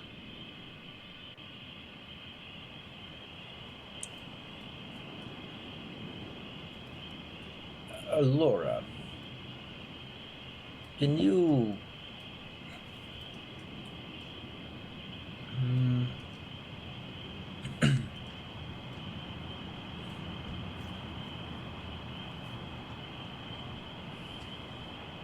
One moment. Taldar. Taldar walked away. I walk over to Taldar over by the well. Okay. All right. So Elora, Anaho raises a finger and then tucks that stubby finger away and moves toward Taldar. Taldar, is it easy to sneak up on these giants? As I stated earlier, I've not actually fought them. Yeah, I've but only seen what they can do. They're large. They're loud. I don't generally sneak up on things, so I can't really answer that question. Okay.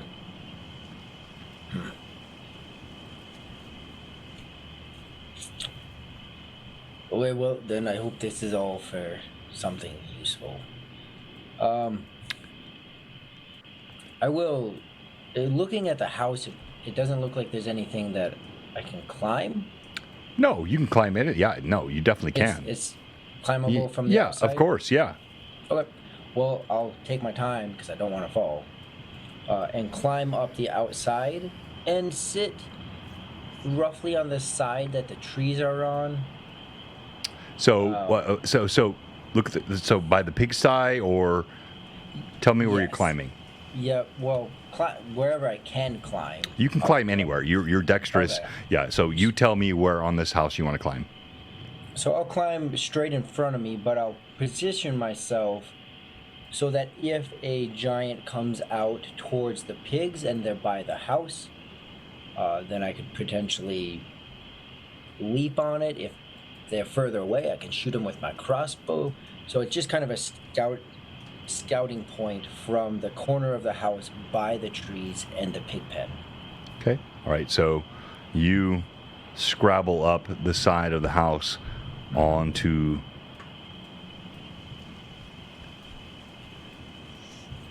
and you lay up there. All right. And then directly like by the trees. Okay. So So you instead move of by the street. Over all right. So you by move the there. road, All right. You go. over All by right. the So trees. you move by the trees. So yeah, you can see the footprints as you move there. Your footsteps crunch. It's a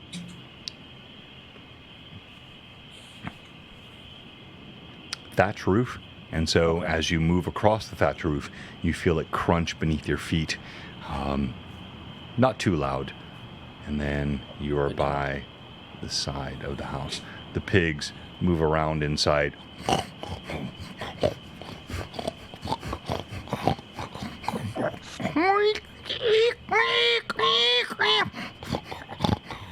And they move around.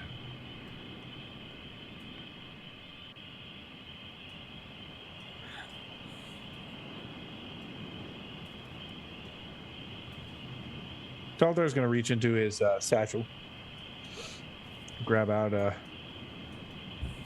partially carved piece of wood, and grab his carving knife. He's going to begin carving. Yep.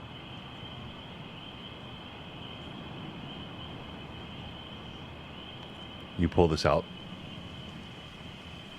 And is Rasmus and Alora, are you guys still standing next to the stable?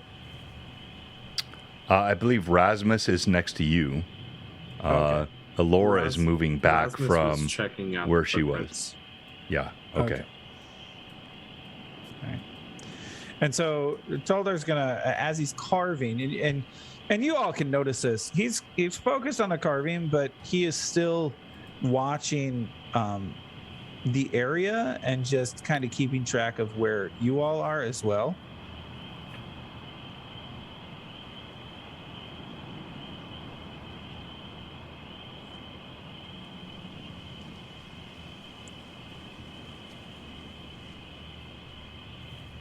Rasmus would like to be kind of checking out the footprints, where they go in, where they come out.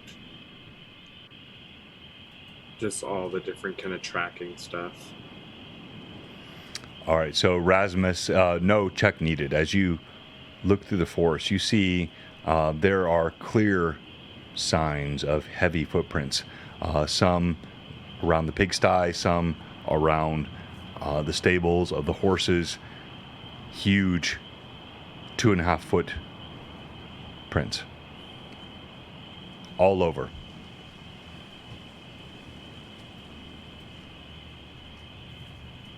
Okay. But you hear Do they- nothing. There is no Do they- sign of any. Do they go up to the house? Nope. Or do they just go straight? Okay. Yeah. So here. So if you look at the screen here, let me. I'll put this on the. So the footprints are here around the edge of the pig pen. It's as though a creature lifted its hand over, reached in, and pulled out a pig.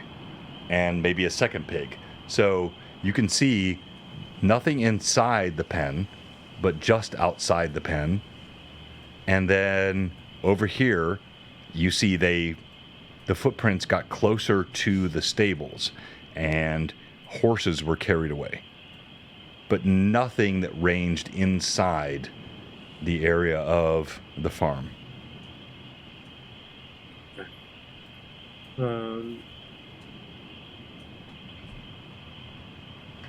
thinking about tracking the creature a little further in. And with that, Taldar's going to pause. Look up at Rasmus. Have you ever encountered a hill giant? I've been taught about them, but I do not think, unless the DM says otherwise, that I've ever encountered a hill giant. No, you have not. Then going on your own is not the most reasonable choice. Do we know when the last pig was taken?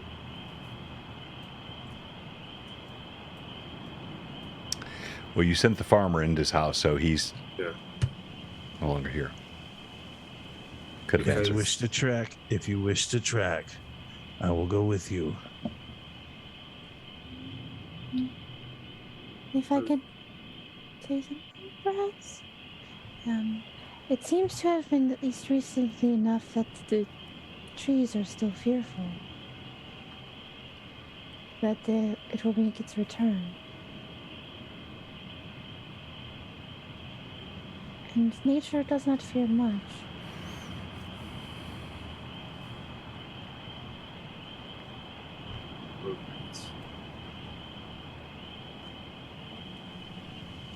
Only you hear this, Alora. We do not fear. We warn.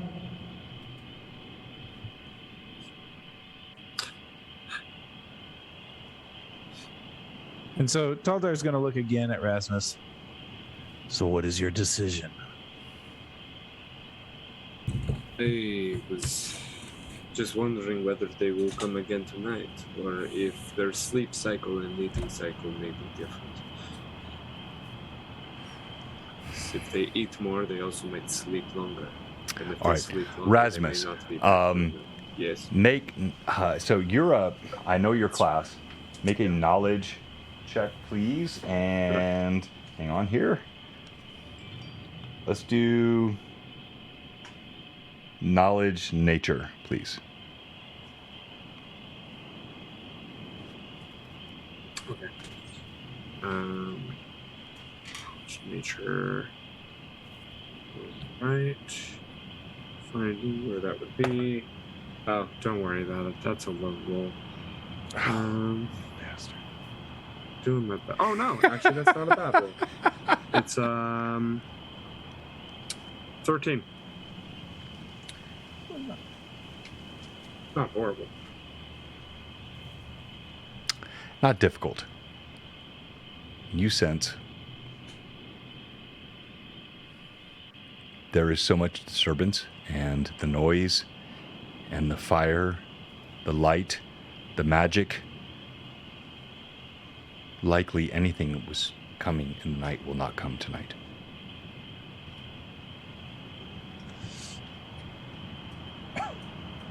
Rasmus will kind of perk his head up.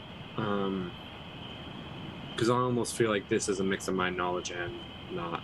Right. And I listen for a second. I don't think the creature is coming tonight. If it has gotten its food recently, then it's probably holed up in whatever home it is at. And it seems to be necessary that we might have to go to its turf. And if it is sleeping, we will be lucky. If not... But I leave this to you, Taldar. And with that, Taldar will take his carving knife, put it into his satchel. He'll take the carving, which just started to take shape, slide it into his satchel. He'll stand up, take the axe, which was sitting next to him, rather than on his back because he was ready for a fight. Slips it on his back, looks at Rasmus, lead the way. And he will actually nod and then look over to Laura. I like to believe I'm good with nature, but my candle holds nothing to your fire. If you would like, I can take the lead so you're not in harm's way, but...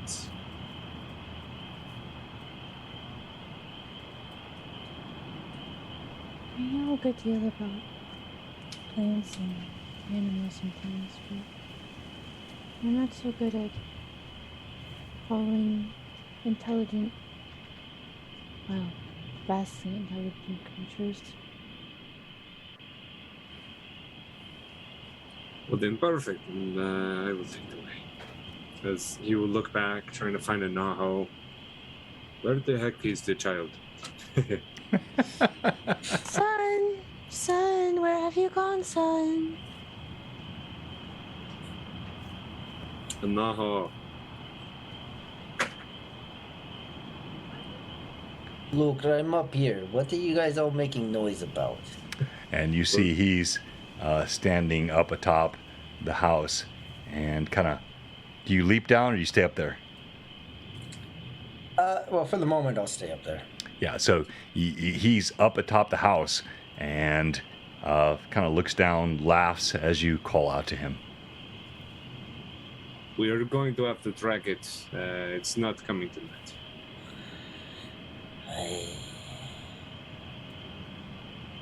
Okay. Give me a minute.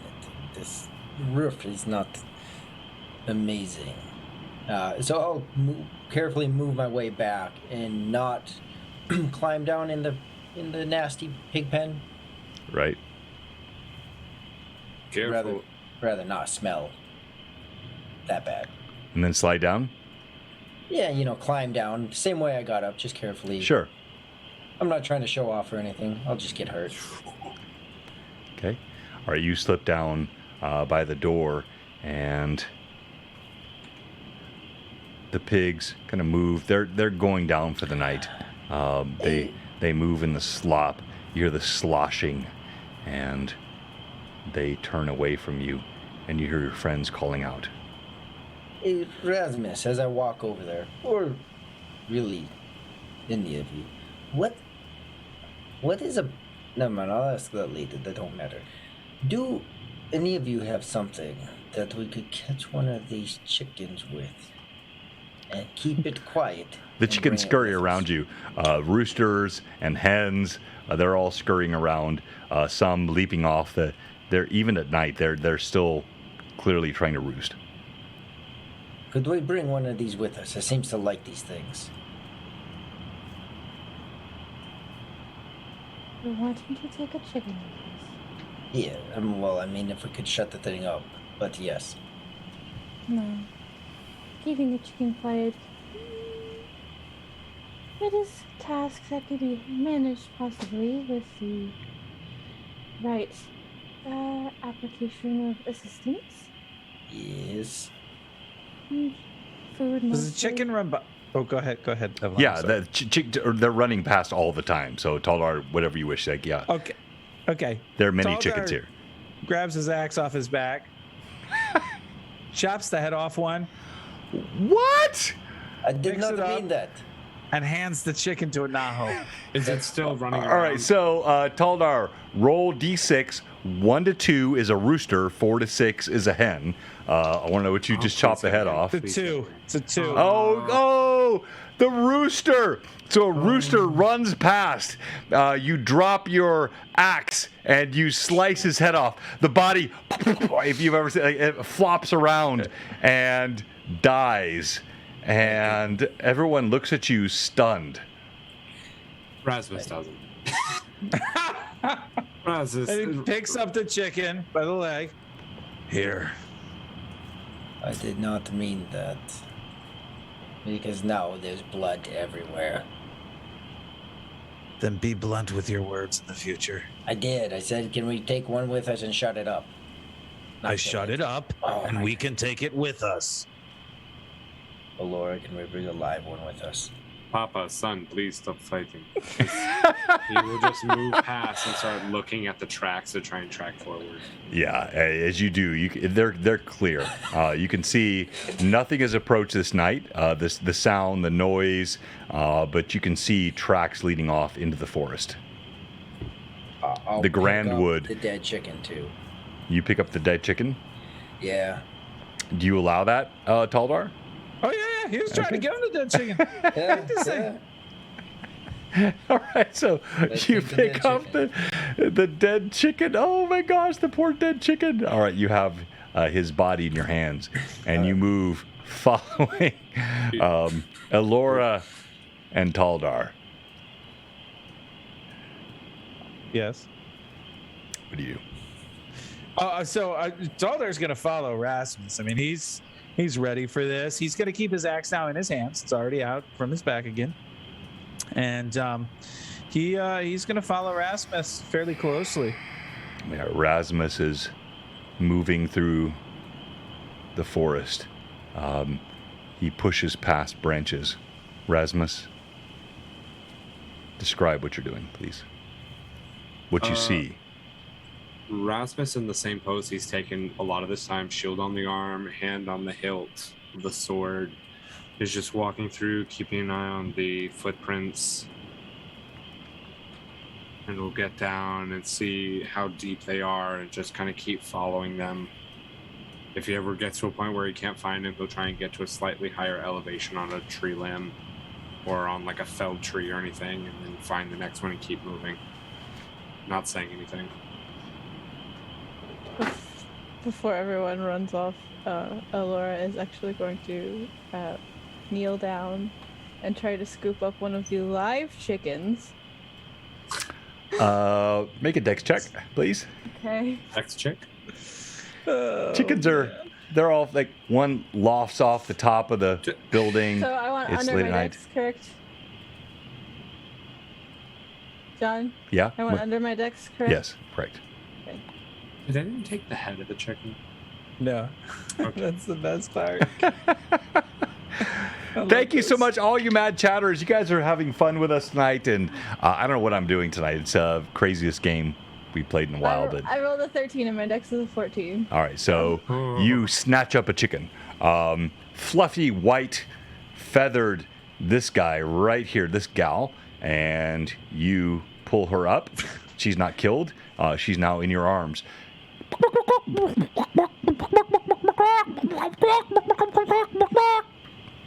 And Laura is going to look at the chicken and just say, "All right, come on with me. I need you to be as quiet as possible, though, little friend." And she's actually going to use wild empathy to make a druidic, basically, diplomacy check with the chicken. So, All right. to convince it to be quiet. So, there goes nothing. That's that plus my druid level, plus my charisma modifier, plus my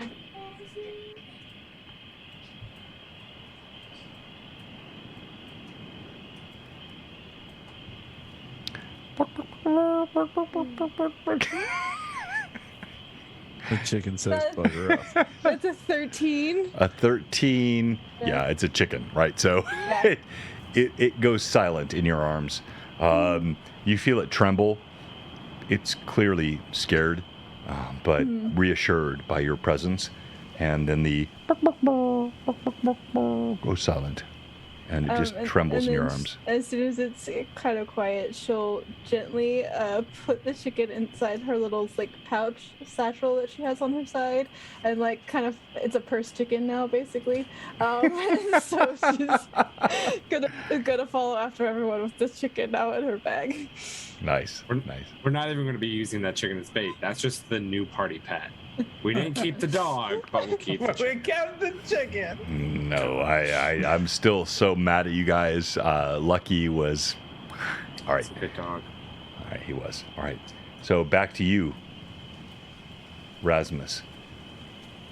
You hear the clucking behind you. You look into the forest. Do you move forward? Stay Yeah. behind? Wait? Yeah? No? He's moving forward. He's carrying the path. All right. Rest of the party, what are you doing?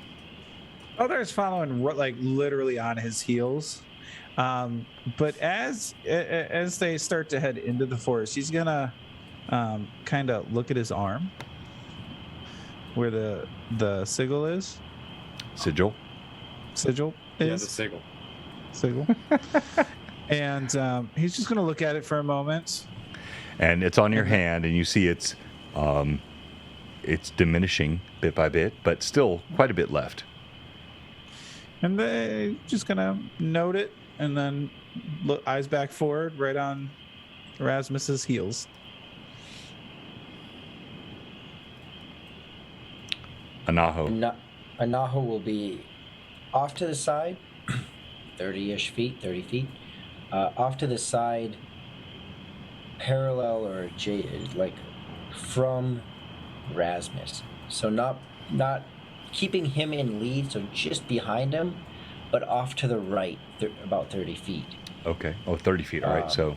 Yep. So I enough so that I can always keep him and Taldar in my view, but putting a good distance between us and remaining as quiet as possible. All right. You all move through the forest.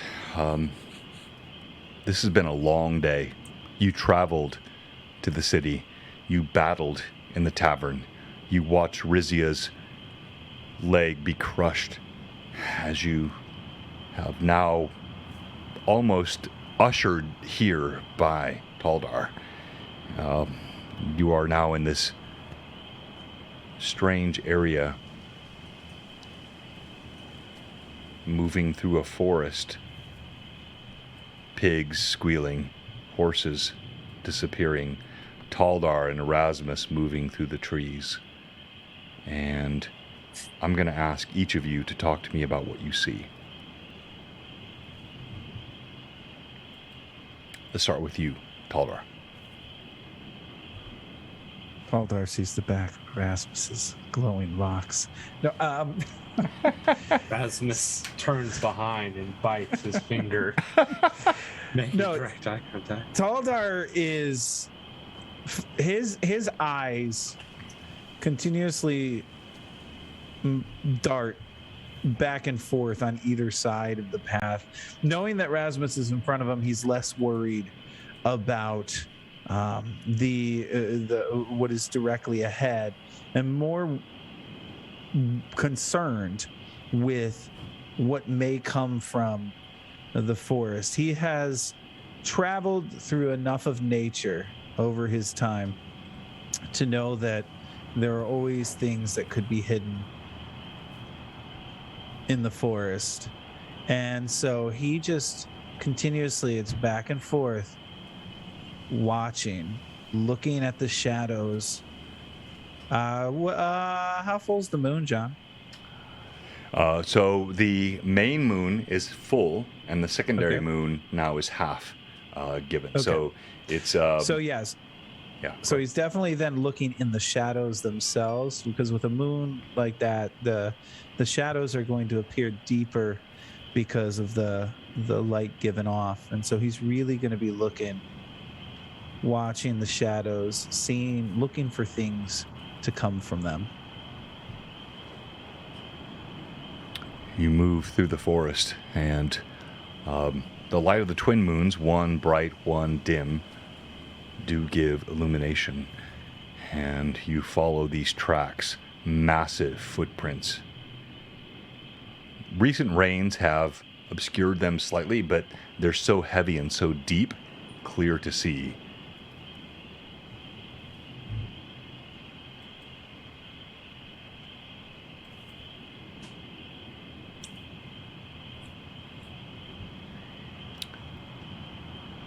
He's gonna kind of whisper ahead. Anything yet? Not that I can see. He's gonna peek over his shoulder, just kind of take note of where Alora is, and then eyes back forward. What does it sound like, John? the woods around us.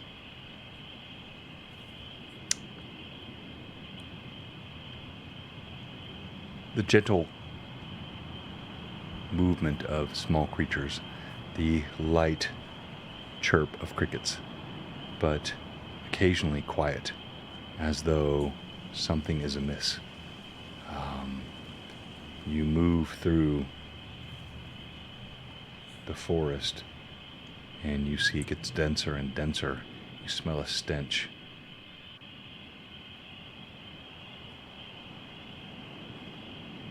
It might be best to give me some space.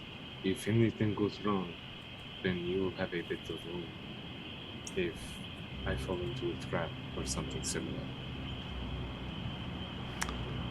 Taldar's gonna Go ahead. grunt, because it's the best way to share his feelings. And he's gonna say, "No. I will stay on your heels until we find what we have to find. We stay together for now. If you fall into a pit, if something comes at you and you're ahead, there's a higher likelihood of your death." That is what we are hoping. As he Wait, what'd you say? What? Come on, Josh. What'd you say? He says that is what we are hoping. Your death? He will keep moving forward, looking around, keep an eye on the footprints until he sees some sort of cave or some sort of area that this giant might be. As you follow the footsteps, you do indeed see they lead toward exactly as you described, a cave. You see there is a gap in a huge stone wall. You can see pig entrails, bits of feathers and chickens, and a horse leg laying in the ground. Well, I found it. We've got on the menu for this morning, pig entrails, we have the horse leg, or if you wish, we have the feathers. Whatever your appetite decides. Josh, have you stopped walking here? He's continued walking until he got to the edge, clocked Okay. it, set that back, and he'll kind of hold up a hand. Do you think we can lure it out? That is what I am hoping to be able to do. Do you have some unspoken ability to do that? As he'll point at himself, as long as you go in hidden places around the opening, I will be the bait, because I truly do not think chickens will be enough to lure it. And you two are talking, okay? Are you guys standing like right next to each other? Like, how are you two? I have everyone close here on the screen. If it's wrong, All right. let me know. But Yeah, yeah. if the forest kind of went away, we all collected up to Gotcha. see this cave, Okay. then yeah, I would be there. And while you two are talking, Taldar walks to the entrance to the cave. Taldar, no. And he obviously ignores Anaho. Rasmus will lean back against the boulder and just watch. Alright. Well, Taldar is obviously maybe starting a fight in a giant's tavern. Can I climb on top of it above the opening? So Yeah, that make I a could, check, please. jump He did down? say he could climb anywhere. Yeah, I did. So you're going to try to climb around this here, and Yeah, you so pull that this if up Taldar here, is so- successful pulling this giant out, then I have that. I'm above it, essentially. I'm trying to move my camera here. Players, So- please check our Discord, as So- that is the exact. Go ahead and make your Rasmus. stealth check, please. Me? Yep. Ah, yes. That's Oh, that looks good. That would be a 19. Easily. You scrabble up the side of the cave. You can smell the stench. There's a roiling scent of debauchery and nastiness, broken bones and decaying flesh emanate from this cave. You scrabble up the side easily. Yeah, and I'll perch myself up there, trying to ignore the smells and the memories that might bring, specifically, John. Mhm. Just to some. They do. They do. past. Like they do. So I'll try to focus in and wait for a screaming barbarian to come out. Rasmus will look at Aurora with a somberness in his voice. I'm guessing we're not going to try and speak to it. Them. Doesn't seem likely. All right. As he will go to move slowly, and he'll stop, turn back around to Allura. Is there if you need me, call for me. As he will turn around and just kind of keep walking to the right side of the cave, or the closest side of the cave to him, so he can wait for whatever's about to come. And Allura to herself will just kind of go, Why does everyone keep starting a conversation with me and walking away? So true. So true. Yes.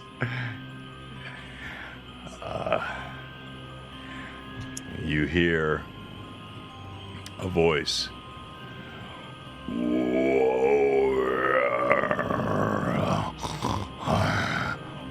I smell the blood of humans and halfling and orc. Oh, delightful. I like it so much. And you see emerging out of the cave, huge club in hand. And yes, sorry, shameless plug, Fraley. This gorgeous half giant, this hill giant is amazing, so cool. And he comes emerging. He ducks down beneath the cave. He has a half of a pig held in one hand. And you are above him, Anaho. So you're up atop the cave entrance. And he steps out toward Taldar.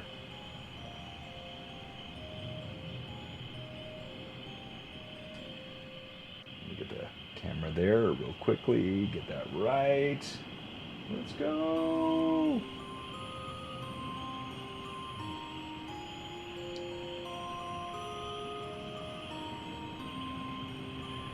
And as he stomps out, he looks at you, Taldar.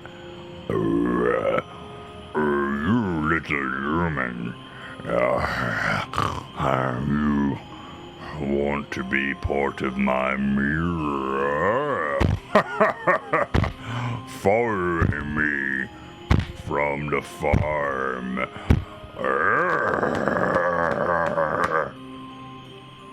How tall is he? About 12 feet. Massive shoulders.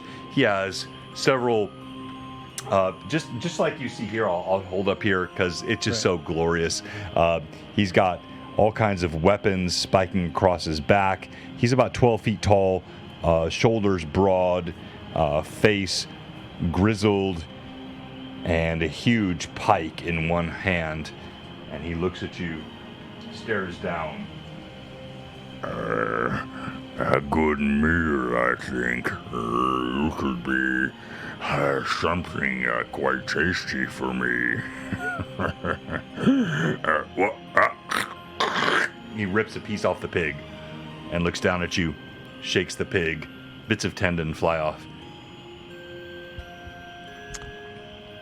You need to stop taking things from the farm. intimidation or diplomacy, your choice. Intimidation, baby. And I'm going to use my advantage. Okay. And do I have? I've not gotten any advantages tonight. I don't think I have any advantages. Yes, you have Yeah. 5. Oh, I have 5. I see them now. Yeah, you're right. All right, so I'm going to disadvantage you. So But you you're have just a right. basic It roll. can Roll only be for used Rasmus. Yes. The 5 were That's fine. I'll specifically take the against Rasmus. disadvantage. It's okay. Oh, let me die. That's going to be an 18.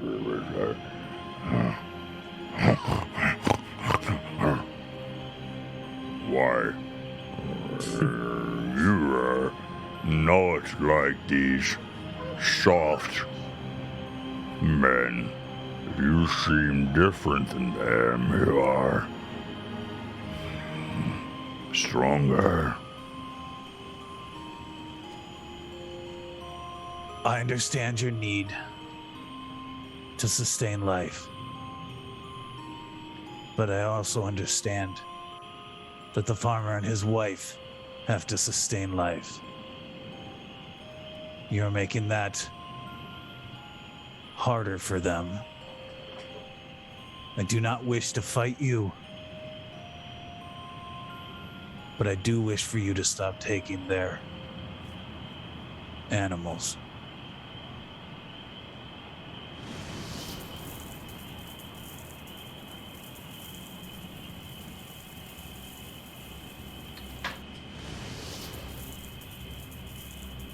He steps forward and drops a bit of pig from his mouth. Glowers over top of you, towering above you. Why should I care about farmers or anything they say?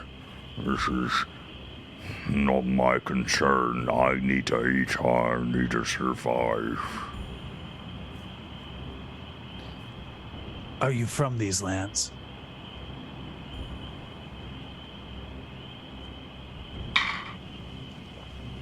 Roll d20, please.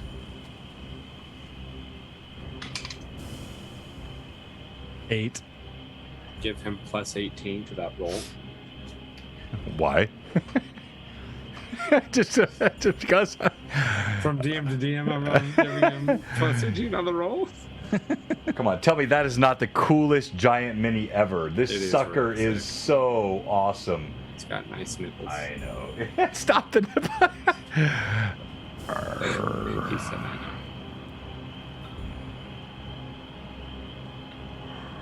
No, my kind are not here. We come from the north. I think you do as well.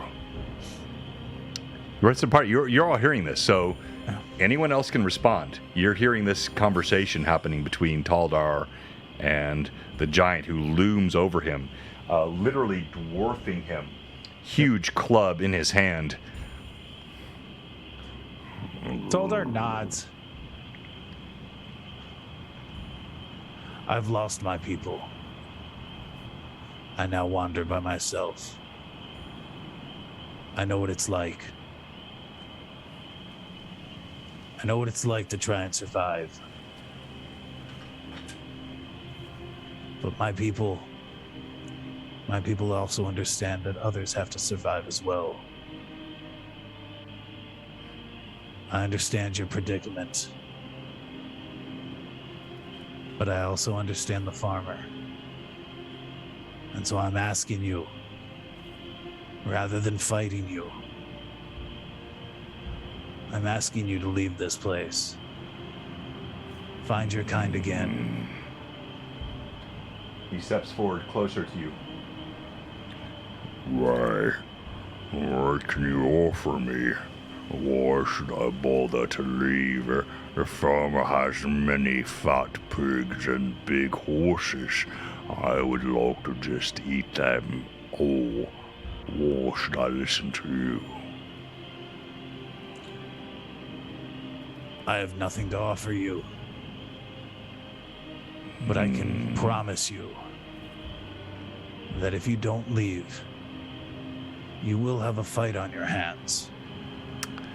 And though you may slay one of us, or two of us, in the end, you will fall.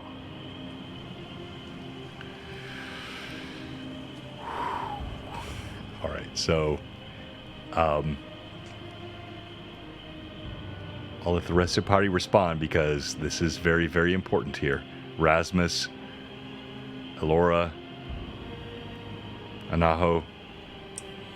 You see him standing toe to toe with this massive creature, and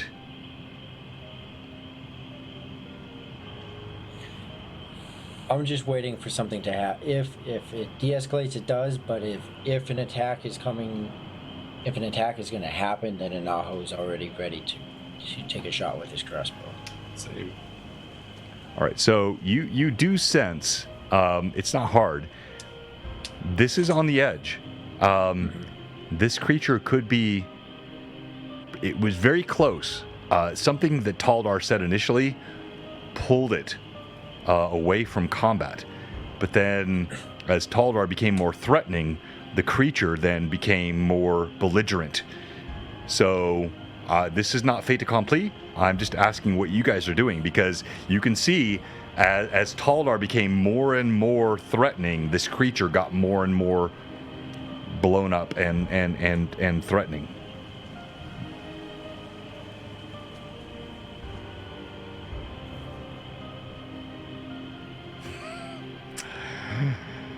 All right. Never let it be said. Go ahead, Terry. So he finishes with his last sentence, and I was at that point. The giant doesn't say anything, and he looks over his shoulder at Rasmus, or no, are you hidden, Rasmus? Rasmus would have been on the right side of the entrance of the cave. So Okay. the giant, All right. I hope, doesn't see him, but he's just kind of been listening. Yeah, watching. he doesn't And see Allura, you. you're behind me, Yeah, right? he's so focused on Taldar, he does not see you at all. All right, so he's going to look back at Allura and look at Rasmus and look at the giant one more time. Understand that though I've wandered alone for some time, there are now others with me who I will fight to protect. I do not wish to fight you. No, you don't wish to fight me, I promise you that. Fighting me would be a horrible mistake. Where's your home?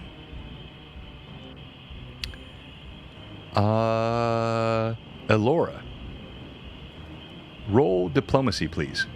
Your voice, so different than Taldar's.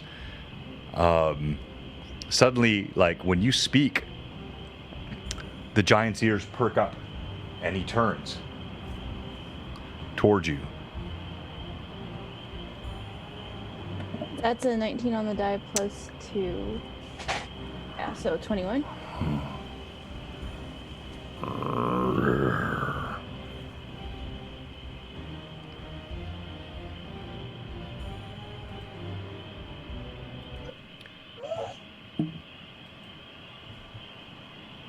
My home is to the north.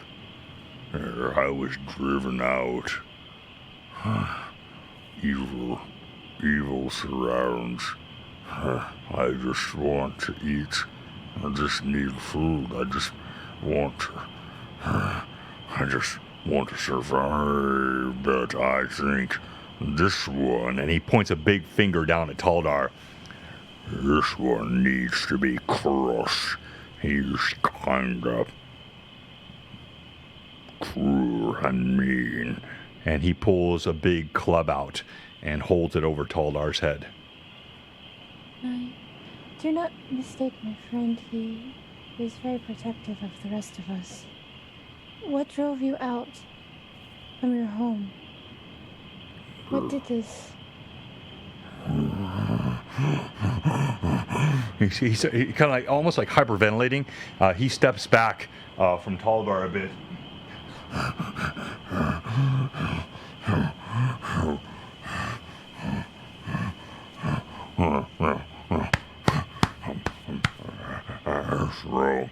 I'm not afraid.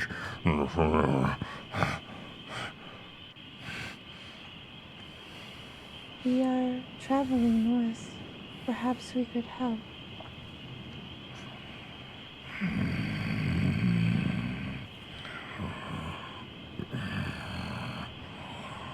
There are pale ones. They walk the night. They smell. The stench is sweet. They change form. And they drove. Evil.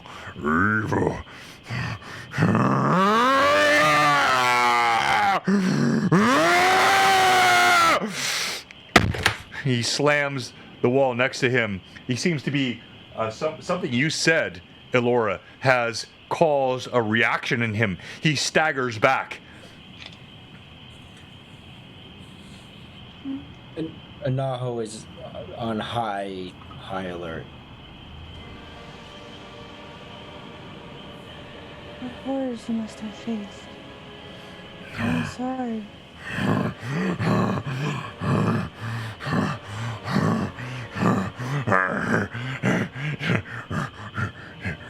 He points again at Taldar. Like something Taldar said, the way he was so aggressive with him, he pulls out his club. He points it at Taldar. You're evil. Name you. I will squash you, crush you like bug, I will. And a note on this, Taldar has not raised his axe yet. Even with him pointing at me with the club. He just continues to look at the giant while Laura's talking to him.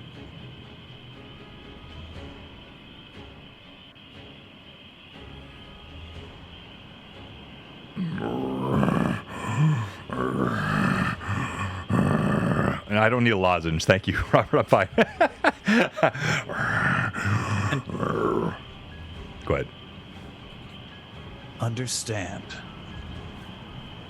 I come from the north as well. Understand that I've dealt with my fair share of horrors. Understand that I lost my clan. As I've said, Holds the club over your head, but not dropping down, just sort of menacingly over your head. understand.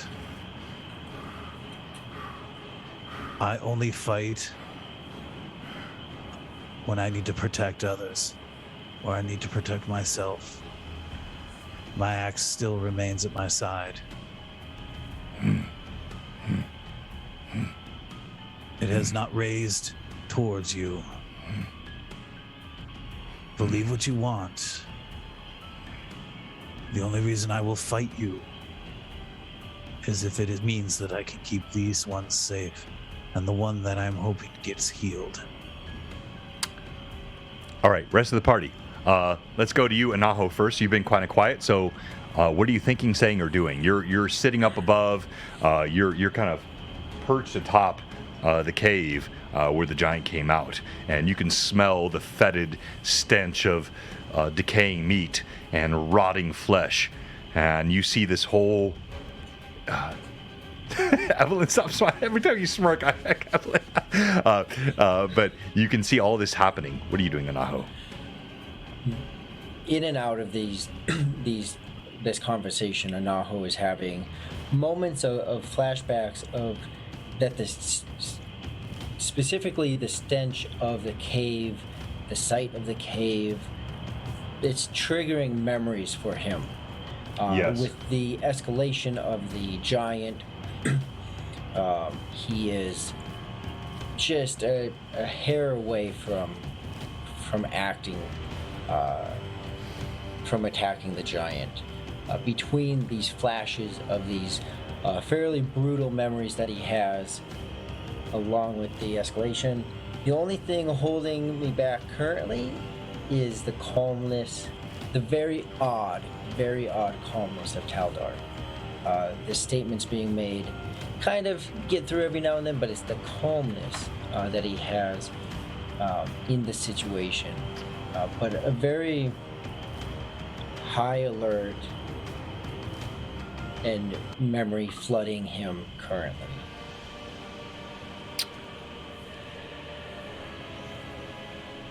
Rasmus, you feel something slithering up your arm, a gentle chill touch to your chest. Speaking, what say you?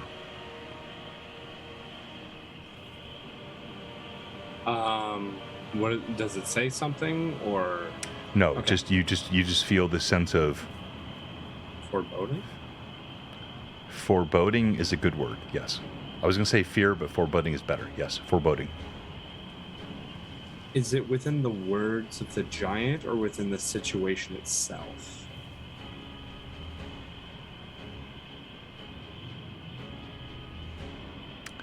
So, no metagaming. Yeah. The words of Taldar seem to cause this.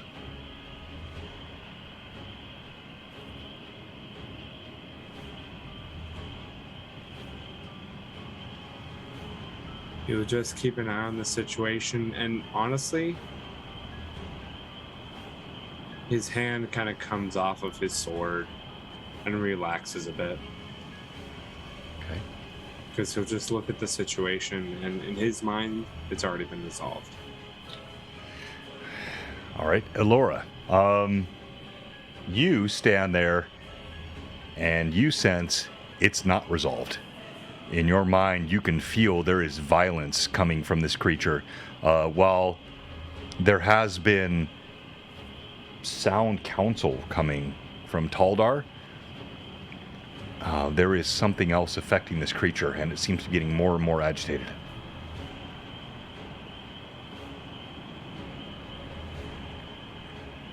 Alora will process the moment.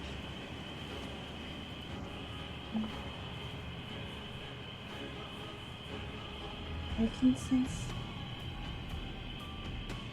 great pain. Something is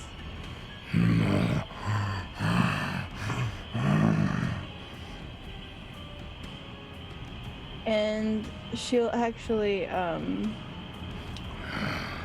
place a hand to her hair, and she'll remove a cluster of violets and hold the violets in her hand.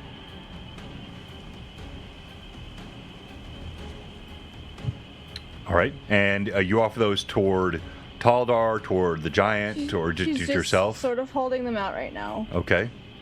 and she'll say, these come from my home.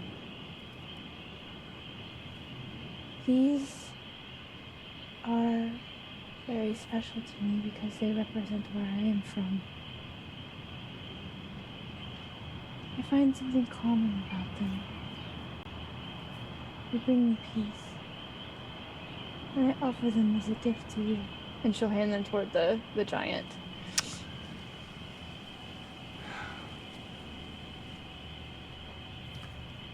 Taldar, you see Elora step past you.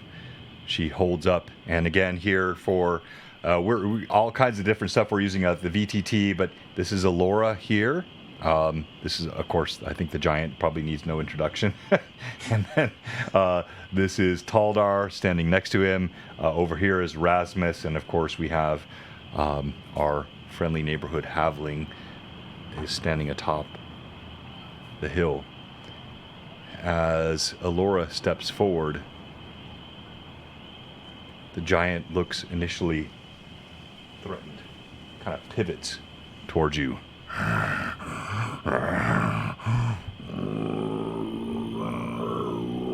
Those what you bring here is flowers, where flowers should be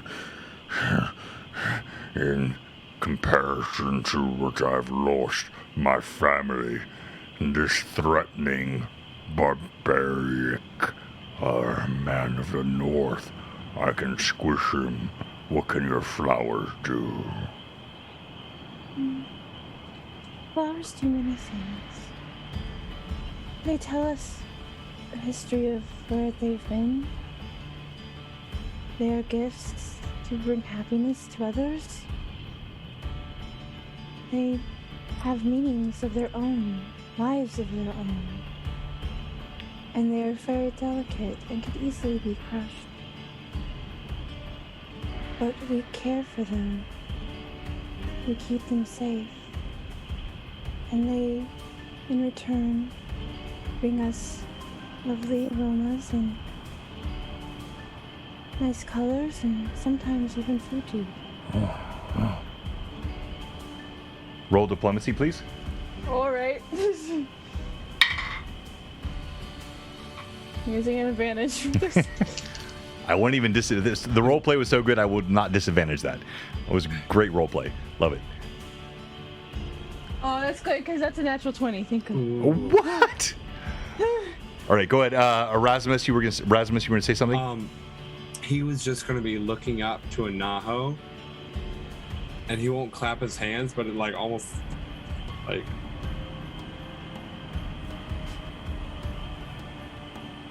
just doing the hand symbols of throw me the chicken. The hand symbol. Throw me the chicken. All right, so I'll let Anaho respond in a moment, but Alora, as you hold out the flowers, you see the massive club held over Taldar's head slowly falls.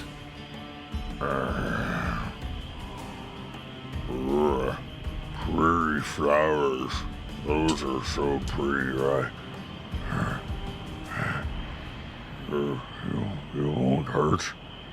It won't hurt me if I stop the pigs and the horses. You leave me alone. You promise these things. Of course. We just want to help the family and to help you. So we wish.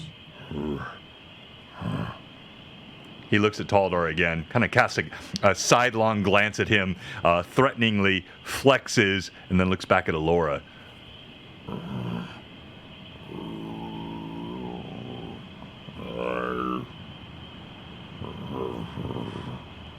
By the way, thank you for the raid, Elena197. Saw that earlier. I missed that. I should have said something. Thank you for the raid. Appreciate that.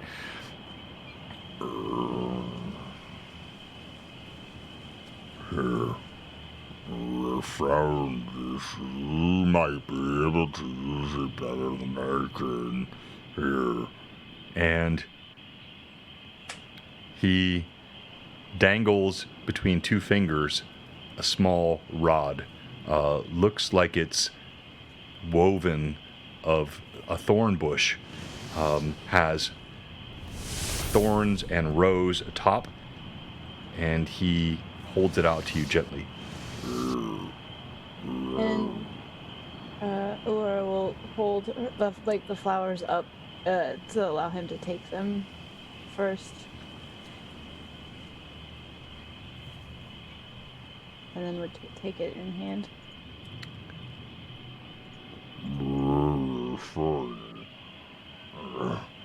He holds the club out toward Taldar, in his face, like waggling it back and forth.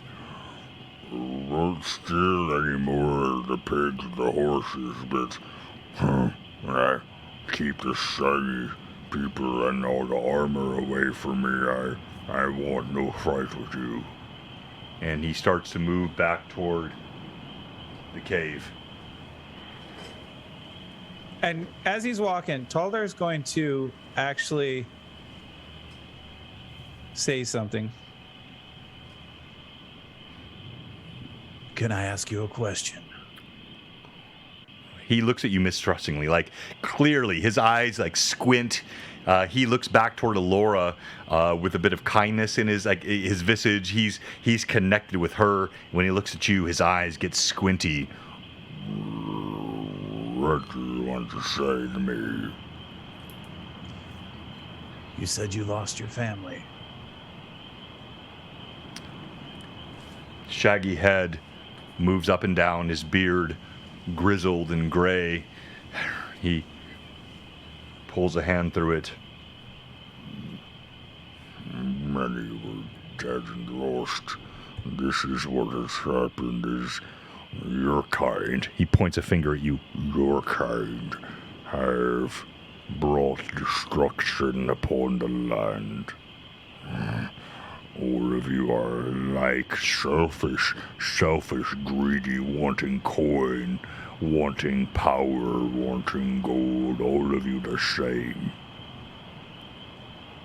And hearing that,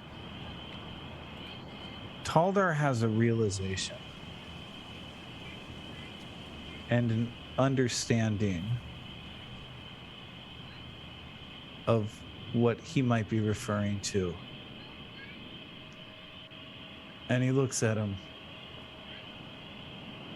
Understand. Not all of us from the north are the same. I never fought giants. I never fought your kind. But I know those that may have. As I said, I've lost my family. I'm sorry for your loss.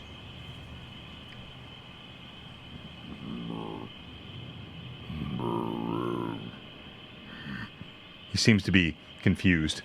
Your words kinder than he's heard from your type. He sees your size, still sees the giant weapon by your side. He steps back. And Taldar will actually turn around, showing his back to him, and walk away.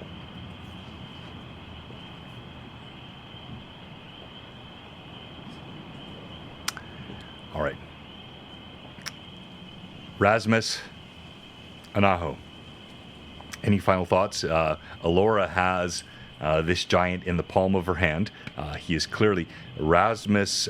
You are standing outside, just to the west, and Anaho, you've kind of hopped down. You're at the top of the hill, and Taldar has turned his back after a poignant conversation. So above the cave, does the giant ever see me up there? Does he turn and face his cave, or is it? No. He did not see you. So he was backing up, backed away from Taldar. You are still atop the cave. He has not seen you at all. Attack. You can. Well, yeah, well, no. As much as I want to. No, I'll,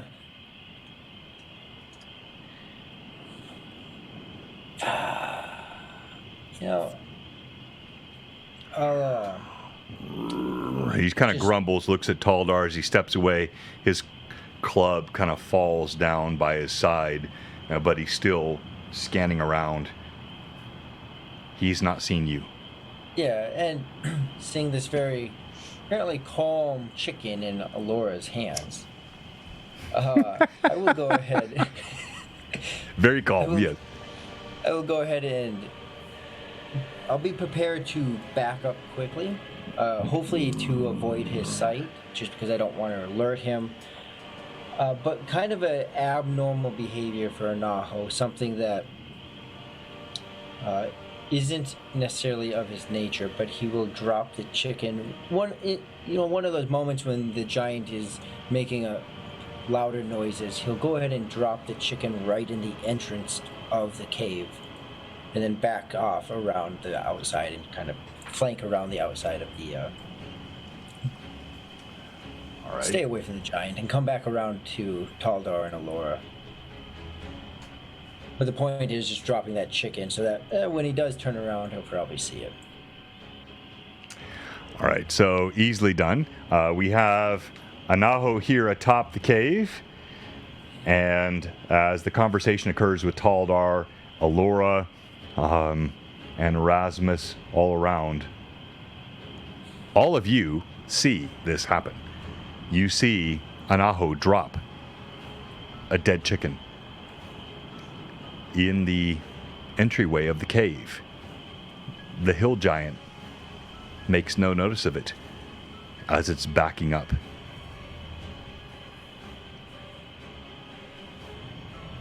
And I'll climb down and scurry around.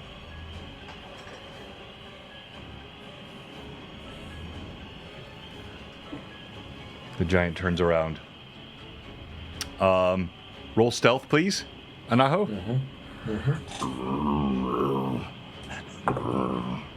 Chicken. Hopefully he doesn't take it like as a threat. Chicken. I never thought about that. 26. Yeah. So he sees no sign of you, and he turns around, scoops up the chicken, looks at the rest of the party.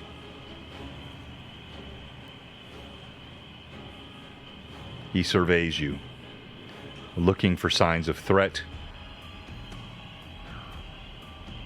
You promise you leave me alone. You don't come back here. If I leave the pigs and the horses alone, promise. Like a blood vow.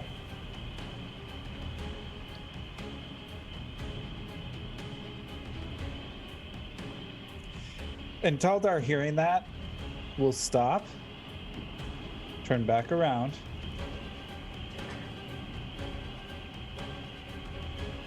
he would have slipped his axe back onto his back, so he does not have it in his hand at all anymore.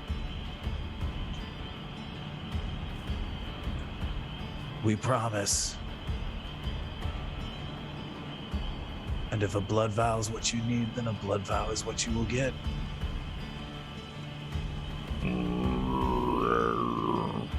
You see, he pulls out a small, would for him would be a dagger, to you be a long sword.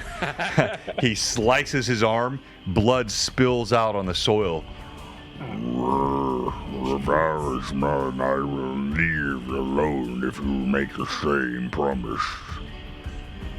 And Taldar will pull his carving dagger from his satchel. And he'll do the same thing with his left hand. Make the cut and hold it out. I see the honor in you. But his eyes are trained on Alora. He's not paying attention to Rasmus. Of course, he's not really seen Anaho, but Alora and you have his attention. So he sees the blood spill from your arm. He nods, and his eyes go to Alora. Alora will actually use her wooden fist, but she's not going to make both hands go thorny, just one. And she will use the thorns from the one hand and slash the other to create the blood. And you do this, and he looks at you, and he nods. He slowly moves inside the cave, still not seeing Anaho. He scoops up the chicken and clutches the chicken. One gulp, swallows the whole chicken. Steps back inside the cave, his eyes turn toward Rasmus. The promise is yours as well, yes. I won't come after. Yes, of course.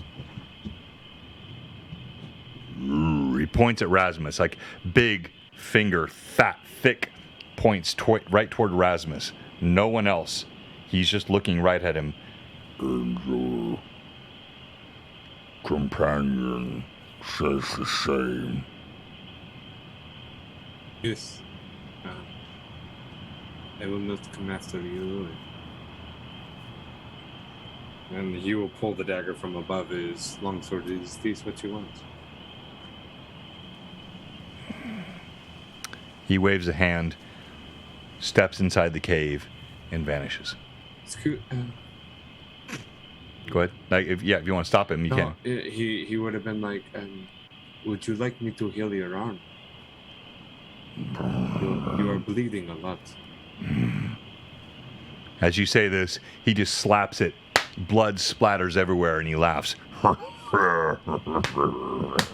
And steps inside the cave. Rasmus smiles. A warm, warm smile. As he turns back and kind of looks toward Taldar with just like a... Just proud. Just like, yeah. Yeah. He'll kind of walk that way. Mr. Taldar, would you like me to heal your wound at all? No. Alora, same to you. It just will take time. And from behind you, Rasmus, you hear, what, you don't want to heal mine? I don't remember you cutting your hand. Thank you, Taldar. And Alora. And Taldar will grab a scrap of cloth that is in his satchel. And he'll actually wrap it around his hand. And he will start walking. Because that's what Taldars do best. That's all. Once we get back to the farm, if you would allow me to wrap both of you up a little bit better, I'm good for that.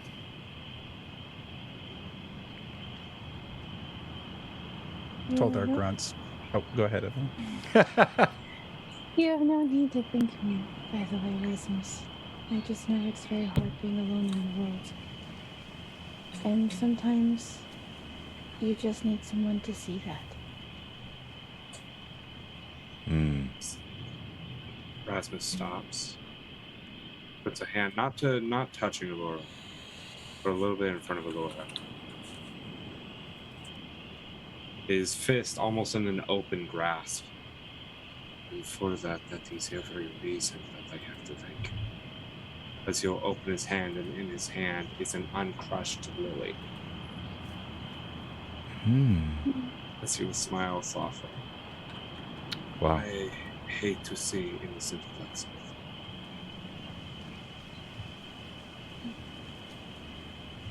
And Alora will see the flower and just look up at him and with a knowing expression and smile, and then turn and start walking back.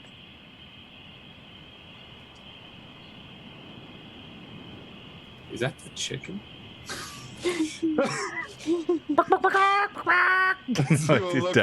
After she goes by, just you took a chicken? As he will follow. Anaho, come on. And Anaho is actually... you've seen him follow at a distance, but he's not... You know that he heard you. There's something... Yeah, you've seen... There's something... Anaho is handling this in his own way. There is... Yeah. I seem off, to say it simply. Okay, well, I'll go to kill. Just full slit the throat. One Good time. luck. I mean, you can try. Throw him through a portal. Throw him. Oh, still saucy about that, Terry. Tempting. I'm just imagining Rasmus trying to force Taldar through a portal. Just... All right, and so that is, I know everyone was waiting for this, so we'll end there tonight. But as you move back through the forest, this could have gone in many different directions. Combat was definitely an opportunity here, but the role play prevented the combat with the hill giant. Hopefully Fraley17 is not too upset about that. His hill giant is glorious. Look at this guy. We've given away 2 of these unpainted, but Patrick painted this for me. It is so cool. Just come on, there we go. Yeah, there it is. Yeah, it's just so glorious.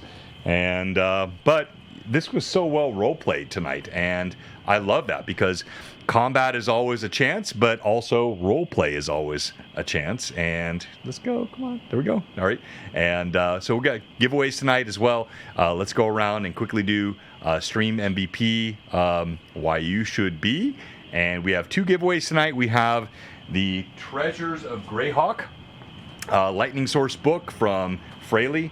From Canadian Gamer, the other Patrick, too many Patricks. And then we also have the gorgeous mini from DM Dingbat, Mike. This guy, glorious demonic mini, we're giving away tonight as well. So let's start tonight with the Greyhawk Adventures book, and we'll put that in the chat. Let me get that up here real quick. And keyword will be adventures. Let's do that. Adventures. There it is.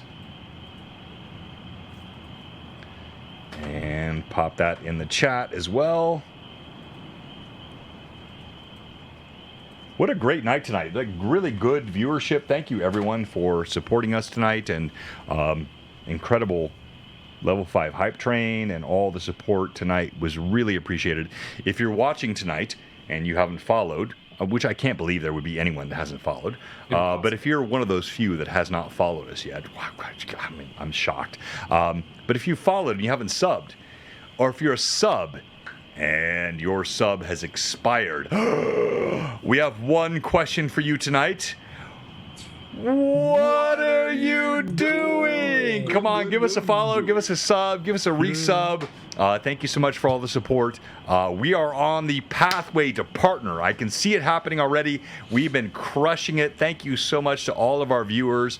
Even if you lurk, if you just kind of bump in here and help us, I am so thankful to all of you. And so, exclamation point adventures for the Treasures of Greyhawk. Whoops, wrong one, sorry. Adventure Begins. That's the one I wanted. This guy here, Adventures. And that is in the chat. And then we'll go around and we'll do the stream MVP vote, which is 1,000 experience points for one of these players. And let's start with you, Josh. Why should you be stream MVP? Josh should not be stream MVP. But Rasmus should, I actually don't have many reasons. There was some good roleplay between multiple of the party, the Lily with Allura, the standing by, and actually a few roleplay moments with Allura and with Taldar and with Anaho. But yeah, that's it for Rasmus. All right. Well, Josh, before you go, you're still showing with Kristen on our cast. Of course, Kristen was crushing it for us on our charity stream. Absolutely. And tell us about all the stuff you're doing with Children of Dirt. Children of Dirt, we're doing every other week with old group, new group, and that's kind of what we're going with for right now until both groups meet up with one another. And then we've got our big old group of 4. We're doing the lead up on the release of Thrain, who is effectively Fenrir. So it's very Viking inspired, low magic, lots of fun stuff. Last night we did a recap and I accidentally left my stream on for like 40 minutes past. I've done that before too. Evelyn can tell you. Normal. I've left mine on a couple of times too. Stop looking like Evelyn. Come on, that was judgy. I wanted like support, not judgment. All right, that's awesome. All right, Rory. Why should a Naho be stream MVP? Naho should be stream MVP. Let me move my little document over here. Okay. Because he was called a child, which he's used to, but never been told he has parents, which he actually, as mentioned, has never been accustomed to that. Also, the RP with Taldar, because Taldar and him, they don't really get along. So there was kind of that confrontation, but kind of a point where they started to see eye to eye with how to deal with this giant. And then, let's see.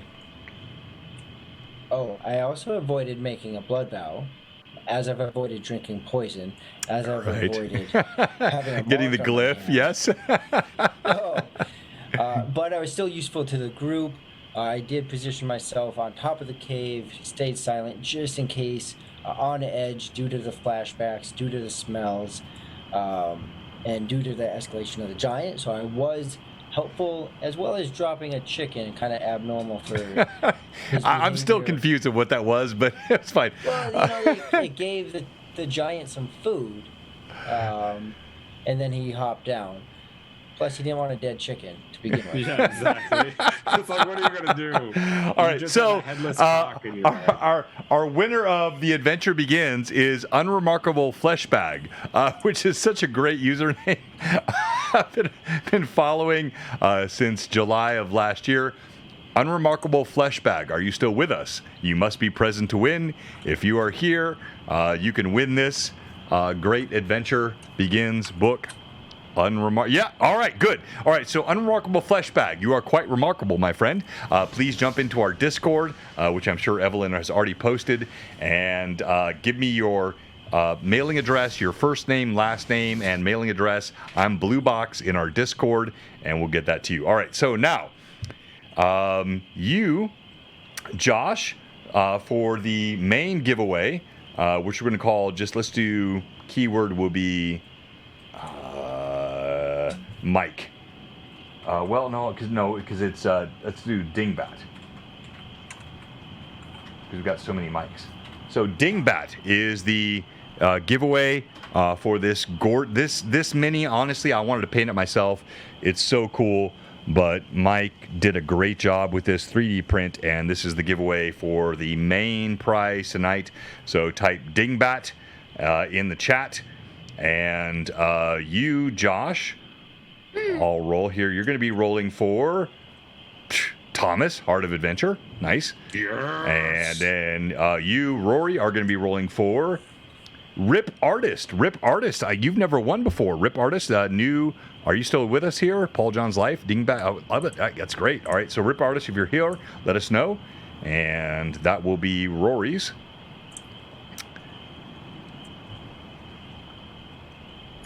Are you here, Rip Artist? 3, 2, 1. We'll give him a minute. All right, so Terry, there are many good reasons, I think, why should Taldar be Stream MVP? Goldar should be Stream MVP tonight for a variety of very happy and upbeat reasons. His concern for Rizia did not go down at all. He immediately wanted to make sure that she was getting taken care Right. of. And it meant agreeing to whatever the farmer wanted to do. And so getting her in there, getting her set up, he was able to discern that we were dealing with hill giants, which is a good thing to know. You always want to know what you're dealing with as you're going in battle, finding beautiful big footprints.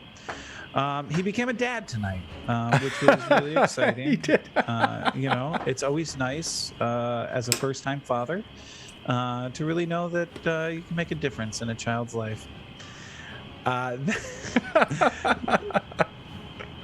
But then, in the end, it's the big RP with the Hill Giant, and again, seeing a slightly different side of Taldar as he spoke with the Hill Giant rather than immediately rushing in, though it may have looked like that initially as he moved towards the cave. It also revealed a bit more of his background. Yep. As we're beginning to learn a little bit about. And that was he the big is. change in the campaign tonight. Like, it could have gone a completely. This is so good for the players to realize. Like, sometimes it seems like fait accompli, like the DM is railroading you. I'd never do. And you guys can make the difference. And the way Taldar role played with that giant was incredible. And it really changed the game tonight. And and then the little bit of role play as I had with the characters, i.e. Rasmus and Naho and Alora, and it was just a fun role play night for me. So those are my reasons. Yeah, I'm sticking well to done. it. All right, so you will be rolling for Manda. Let's go, Yes, Manda. okay. Awesome. All right. All right, Evelyn. Elora, why should you be stream MVP? Well, let's see. Laura helped with initially with Rosia and offered to retrieve any herbs perhaps that might be needed in the healing process, and since she has knowledge of that sort of thing, though it was wasn't able to help in that particular situation, just working toward the helping her ally. Right. And for standing up a bit for Taldar when Anaho accused him of starting a bar fight, which wasn't what happened, and actually putting some things together about who might have left the trap for them. Right. To be considered. Also, talking to the tree again. Always tree talks. Love the tree talks. Those are always fun. And I now have a chicken in my bag. So there's that. I got a chicken to be quiet, and yeah. And then let's see what else. Oh yeah, the talking to the giant and finding some You did, level huge. of compassion for this creature, understanding it seemed to be very much lost, and showing it a bit of kindness and giving it a flower and trying to find out why it had been so far from home. Yeah, the flower was huge. And of course, I'm now the proud mother of Anaho. So there's that. My wee lad, my boy, my child. I'm so proud. I love it. All right, so you are rolling for tonight. Asher! Asher, you're a sub. Are you still with us tonight? Let us know if you're here. And Stream MVP is up.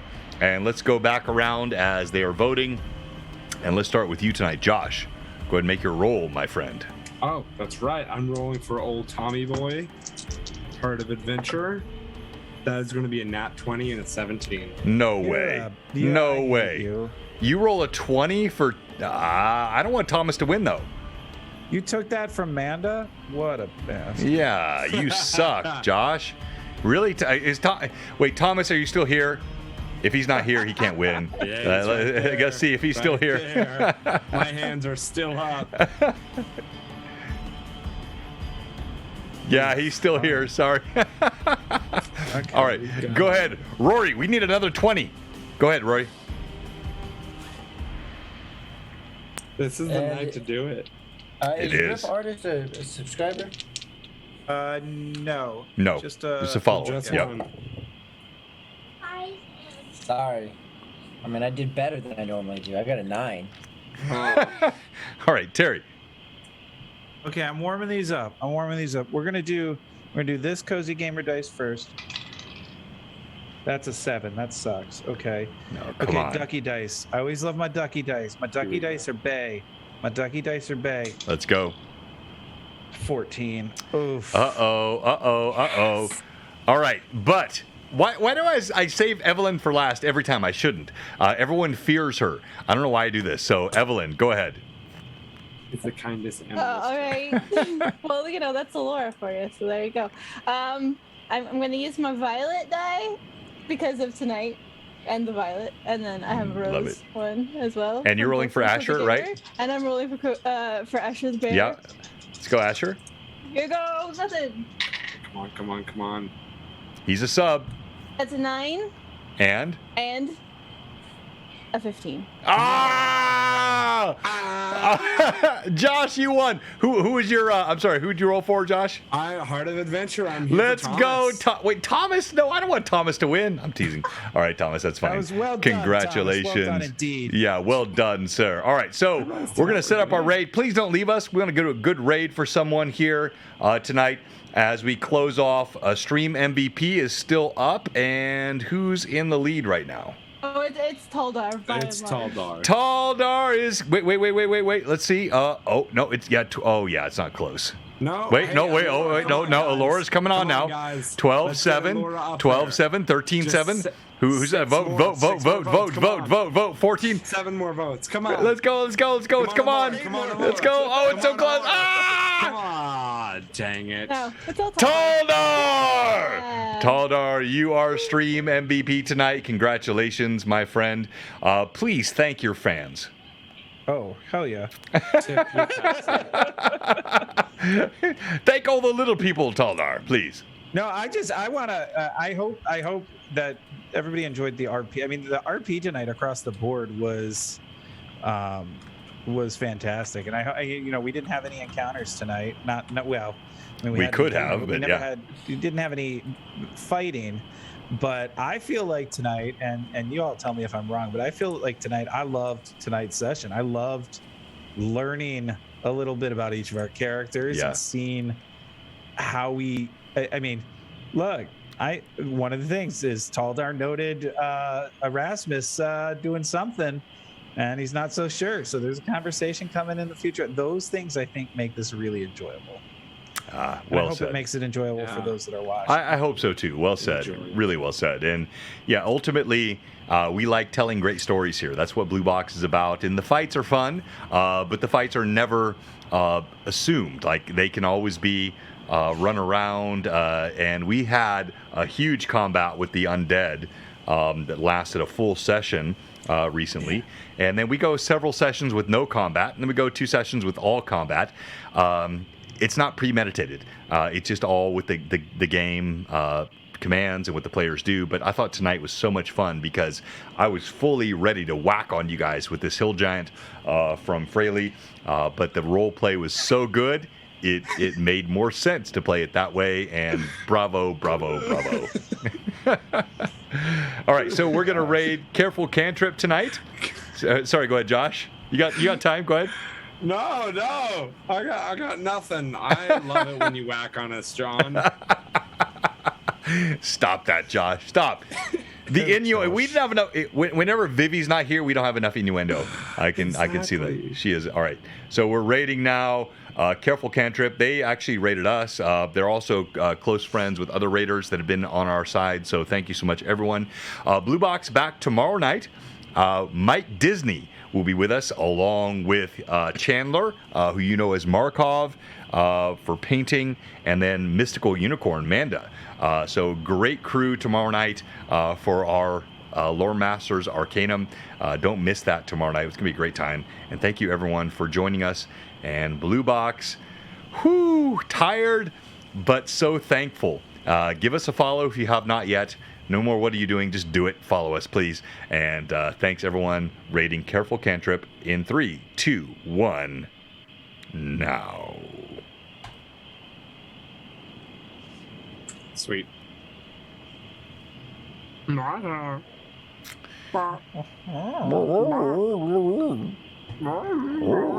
my real dad. With You're not-